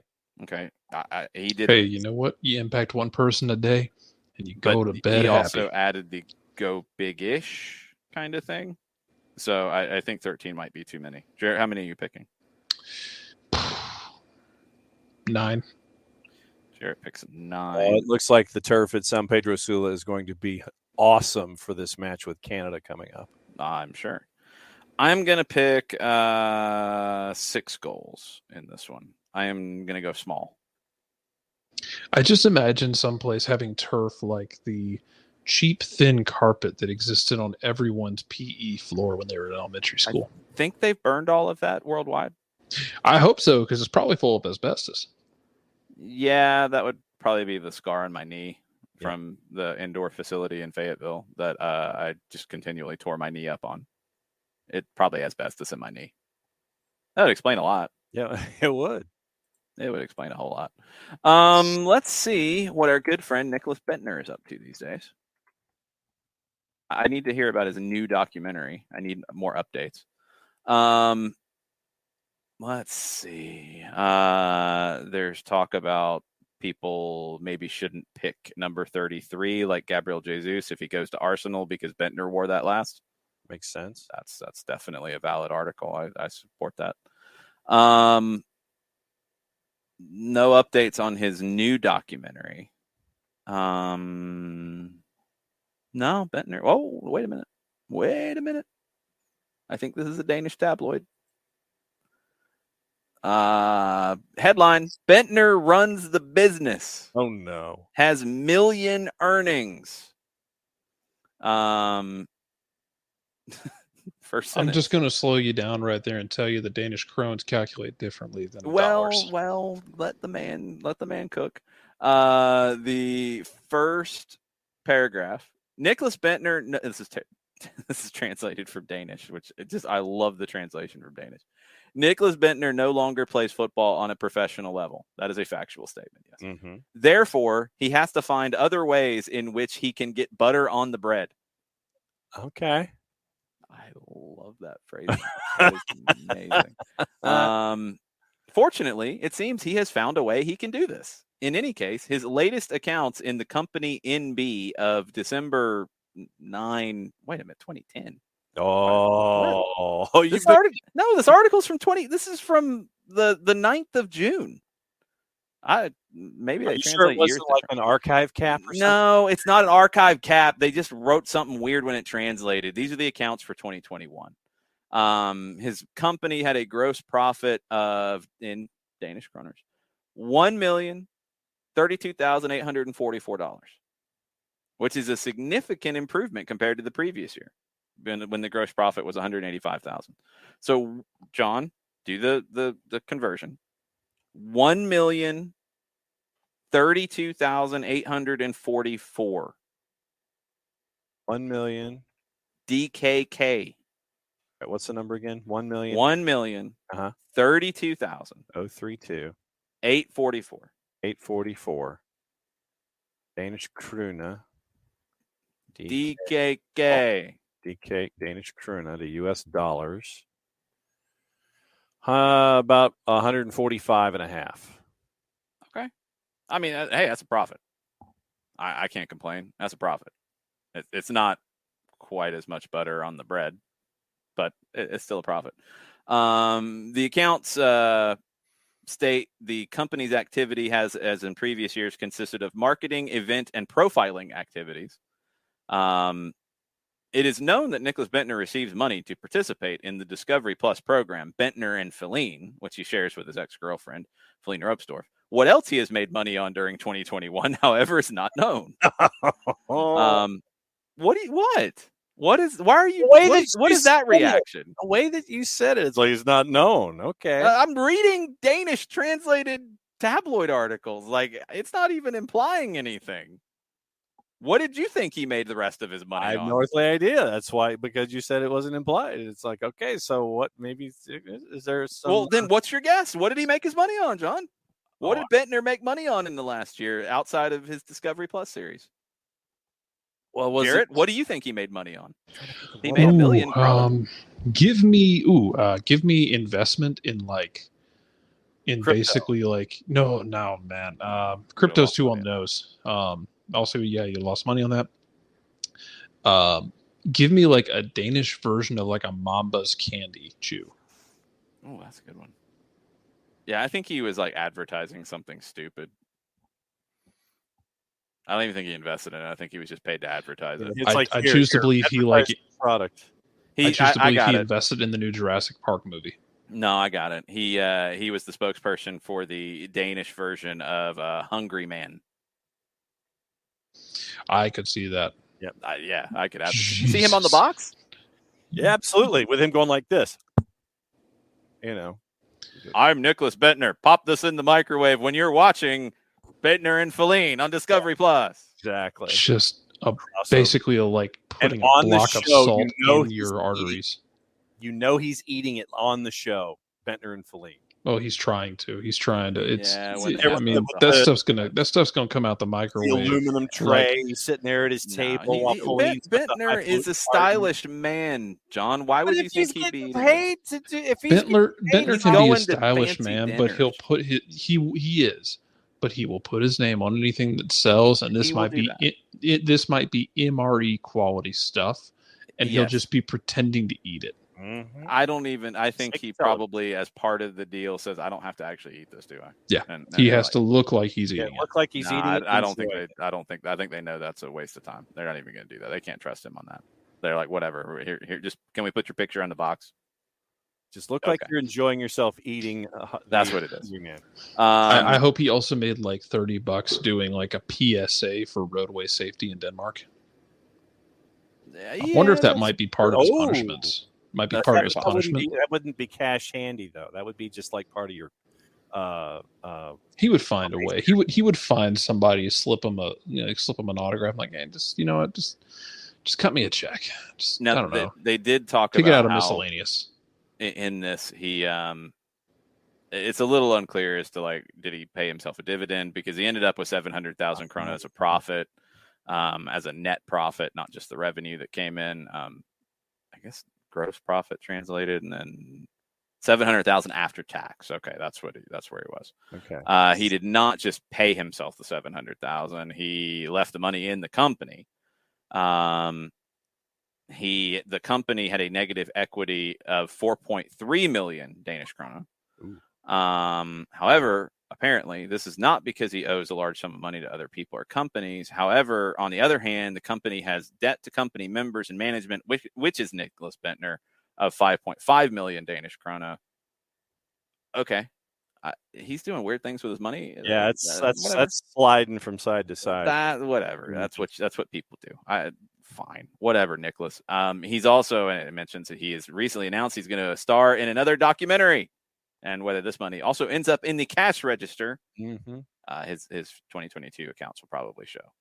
But Nicholas Bentner has found another way in which he can get butter on the bread. Butter on the bread. I have to remember that one. That's a good one. I like that. I like that translation. Another way to get your bread buttered. John is turning into Flavor Flav. Well, only if I started to wear a clock around my neck. I'm just surprised you actually knew who that was.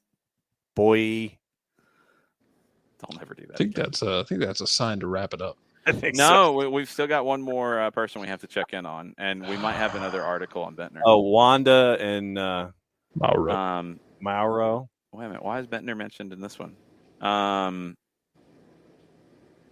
Wait a minute. What? What is going on? It is a downpour at San Pedro Sula, or at least it was. Oh, it's about one of Bentner's exes. Is she in Texas? Bentner's Danish, John. Why would he be in Texas? Well, isn't because we always hear about exes in Texas. I just was asking. Bentner is not George Strait, and George Strait now wants to join the list of Blackburn fans, Blackpool fans, and K-League fans who want to fight you after tonight's show. George Strait is the one that I would put my money on winning that fight. Absolutely. He's 70, but he's squirrely. He would probably have a good right hand. I remember Pure Country. Is that the only thing you remember about George Strait? Man, I haven't thought about that. I have not thought about that movie in probably 28 years. It's so bad. Soundtrack was good, but it's so bad. Soundtrack slaps for retro retro country. Oh yeah, you got traditional. You got your Heartland song, which is great, and you got your ballad, which is great. But yeah, the movie's it's bad. Kyle Chandler taking over. What?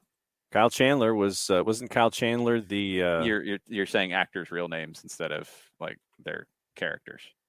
Yeah, wasn't it Kyle Chandler's character that took over when George Strait's character? Who is Kyle Chandler, by the way? Friday Night Lights and Early Edition. Okay. Sounds like somebody who would like sit in for. I don't know, man. I don't keep. It sounds like someone would sit in at a stock car, like in Martinsville. Somebody got sick, so Kyle Chandler's riding. Riding today. Did. But here's the thing: I don't know who's driving a NASCAR these days because I haven't kept up. So let's just go with Dave Blaney. Sounds right. So Buddy Jackson took over for Dusty. I couldn't remember his name. I remember Dusty, but I couldn't remember the other guy. Yeah. Apparently had a budget of $10 million and made 15.2 at the box office. Hey, that's good business. Yeah. That's good butter on the bread. Uh-huh. You take it. Yep. George Strait got paid. Mm-hmm. I'm cool with that. All right. Wanda and Mauro. We still don't know where Mauro's playing. He says he's playing for PSG. They might take offense to that. When you type in Wanda Nara Mauro Icardi in Google and you go to the news articles, the first 1, 2, 3, 4, 5 are from the 3-letter, and they are about things that she posted on her Instagram. Shocker. A very busty display. Of course it was. She showed off her sunburnt bum.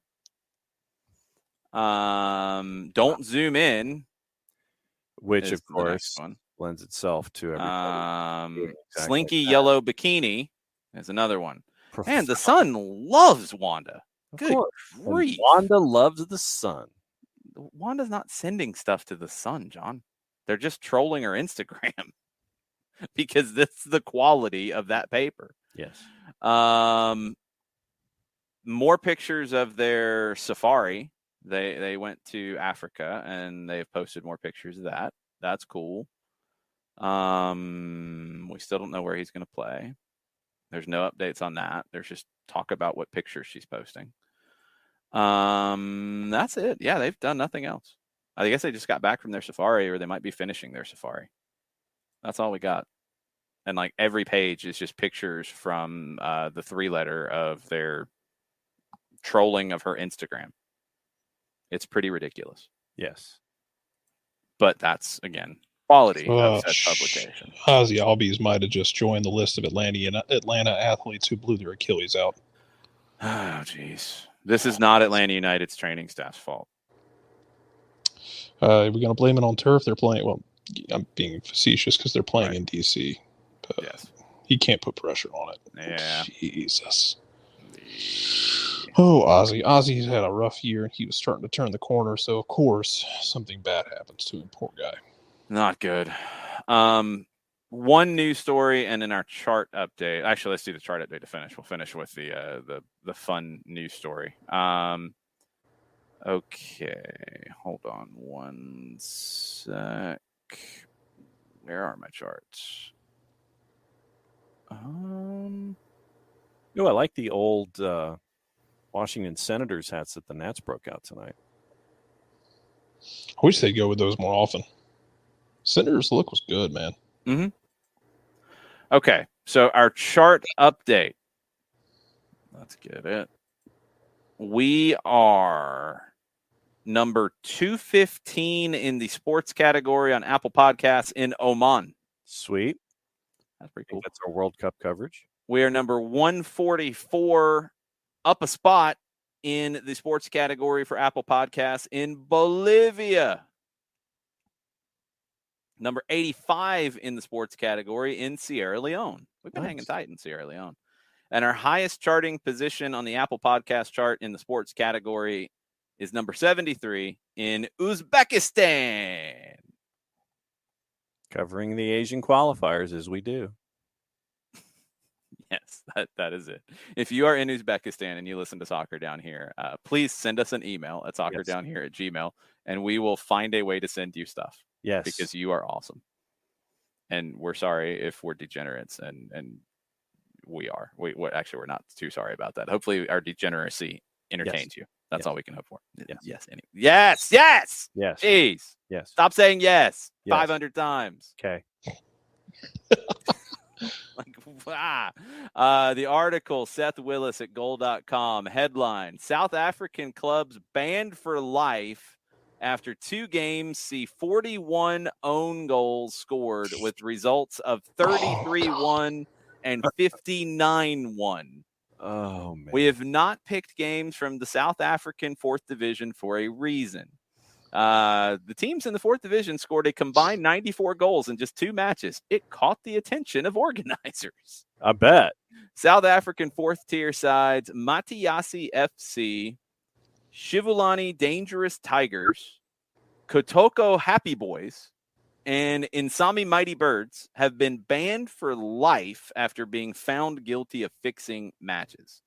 So the Tigers and Matiasi were fighting over the top position to gain promotion from the 4th division to the 3rd. The former, the Tigers, claimed a 33-1 win over Happy Boys as Matiasi defeated the Mighty Birds 59-1. Oh, my God. The administrators and investigators were like, what? And they found them all guilty. So the president of the Mopani region, Vincent Rampago, not sure exactly the pronunciation, told BBC Sport Africa, our investigation found Matiasi and Insami wanted to stop Shivulani, who at the time were leading with a 3-point gap and a goal difference of 16. The other 2 wanted to stop them from topping the leagues. They agreed on fixing the match to prevent this from happening. However, after hearing Matiasi were leading 22-0 at halftime, Shivulani colluded to have the Kotoko Happy Boys remove players from the field. The players who came off said they were tired, leaving their team with only 7 players. Wow. In the Matiasi game, meanwhile, the referee gave players red cards, so that ended up with 7 players. When the teams had previously met in March, the scorelines were fairly normal. Matiasi beat the Mighty Birds 2-1. The Dangerous Tigers drew 2-2 with the Happy Boys. The administrator further said that many of the goals had not even been properly registered by match officials. We found the referee was just writing, player number 2 scored 10 goals. Player number 5 scored 20 goals, and so on. But there were 41 own goals, so how were they recording these? Oh, my God.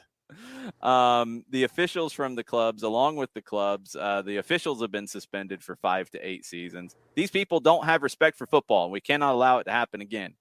What is sad is that there are young players involved because the competition rules stipulate that each team has to field at least 5 players under 21. Our main aim in organizing leagues is to make sure we groom the young footballers into potential Bafana Bafana players, South African national team. Instead, they're match fixers. The Mighty Birds coach said he was helpless to stop the bizarre series of events. In the previous match we played, we were told the referee is part of Shivulani Dangerous Tigers. We scored 4 goals, but all of them were disallowed by the referee. But then they hit the side netting, and the referee said it's a goal. When we reported the matter, we were told the referee's decision is final. This sounds like the umpire scene from Naked Gun. It's pretty ridiculous. Rico The players' minds were not on the game because even if they won, they knew it wasn't going to help them in any way. I tried as a coach to push them, but it was difficult. There was nothing I could do. So they fixed the game instead because they were mad because the referee kind of screwed them over the last time around. So they, instead of, I don't know, trying to play the game, they lost 33-1. Oh. Yeah. Anyway, 4 teams and administrators have been banned. Teams have been banned. I guess, I don't know, they go away. It's kind of sad to see the Kotoko Happy Boys go away forever. It won't be happy. But they will not be happy. Thank you. They are no longer, and the administrators for these teams are banned for 5 to 8 years. Thank you, Ricky and others who sent that over. I actually I like that we're cultivating a spot for ridiculous soccer stories. Yes, multiple people sent that one to me, and it did qualify for ridiculousness. Yes, it did. It absolutely did. Jarrett, you want to say anything before we want to go, or you just want to go? I'm gonna say it's gonna top that. Come on. I'm just checking. No, it's very kind of you, but I'm not even gonna try and top that. That's amazing. It's pretty ridiculous. Hopefully the Kotoko Happy Boys are reestablished somewhere. That's all I'm hoping for. All I'm going to say before we go is if you have a moment and you can find, if you've got 2DNA on your cable system or access to it, right now they're showing Honduras and Canada. And it is an absolute splash. It's a splash pit. It is a splash pit? Is that what you just called it? Oh, my God. It's the water has soaked into the turf in San Pedro Sula, and nothing can happen with any passing whatsoever. Especially, and they're playing the game? They're playing the game. Hold on. 2DNA has Kylian Mbappe could never. Oh, he could definitely never. Yeah. So especially where the crown is in the middle of the surface. At San Pedro Unimas has this as well. Okay. Canada, Honduras. Let's see. It's loading up on my app. Yeah. So when why is the app telling me it can't show me the game? You are lying to me. Lying liars. Yes, we can't have lying liars. No, that's ridiculous. Hold on, I can find it this way. I need to see this ridiculousness.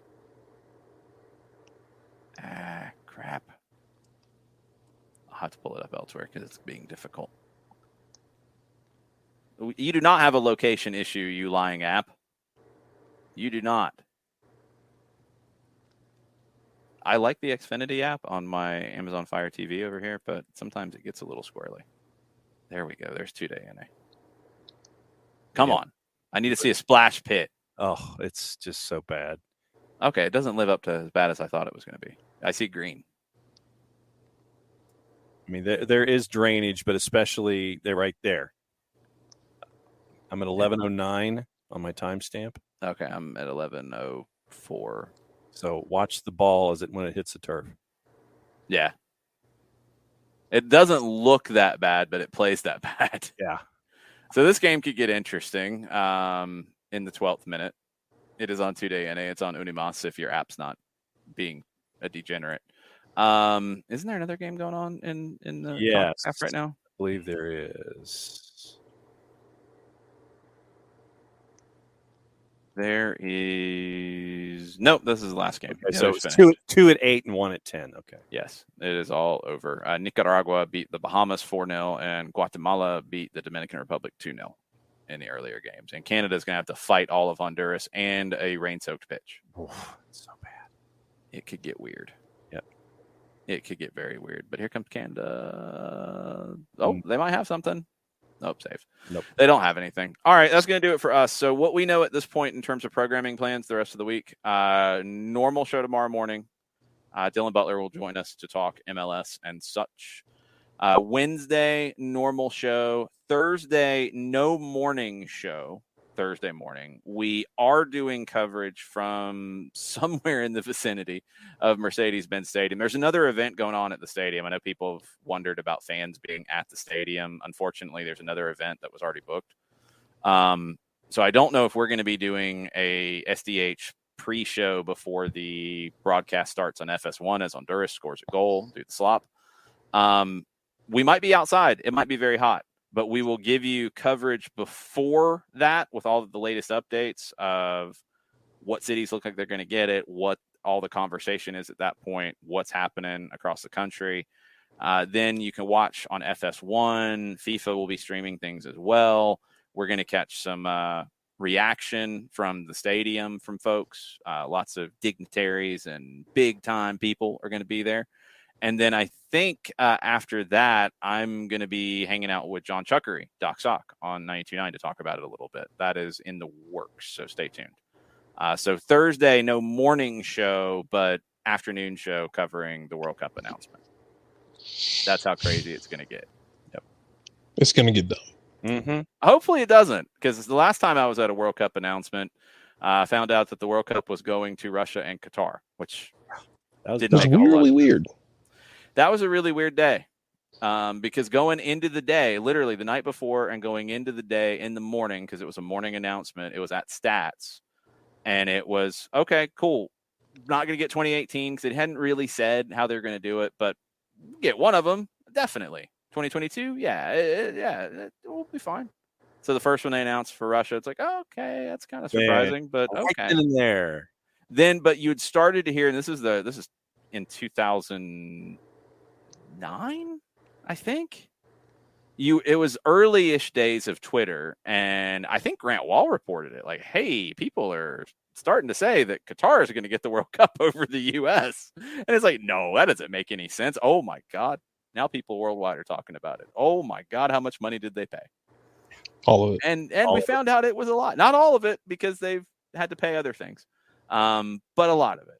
And hopefully this is not like that. And all of the early buzz is that it will not be, and it will be a day of celebration for anybody who's been involved in the game in Atlanta. So we will cover that for you on the scene on Thursday. So hopefully you'll join us for that. But we'll see you in the morning. Jarrett, what's your schedule like in the morning? You with us for a while or what? Yeah, I should be with you for a while. We can have some degenerate action. Okay. I have seen FS1 for the announcement stuff. I think they are doing coverage. That's what I've heard. Ricky, I don't know if FS1's announced that, but that's what I've seen in stuff. I don't think that's out of, I mean, it's a public press release, so I don't think that was incorrect. That's what's being reported at this point. So stay tuned. Bam is watching the Canada game on the CONCACAF YouTube page in Australia. It's also on Paramount Plus if you don't have the 2-day NA or the Unimas. So you can watch this a million different ways. But that's going to do it for us, as it's been a long show and we have picks of the week from all kinds of weird places. Thank you for your maybe questionable decisions in listening to the show tonight, but we appreciate it. And we'll see you in the morning. Mucho platio. Mucho platio. Mucho platio.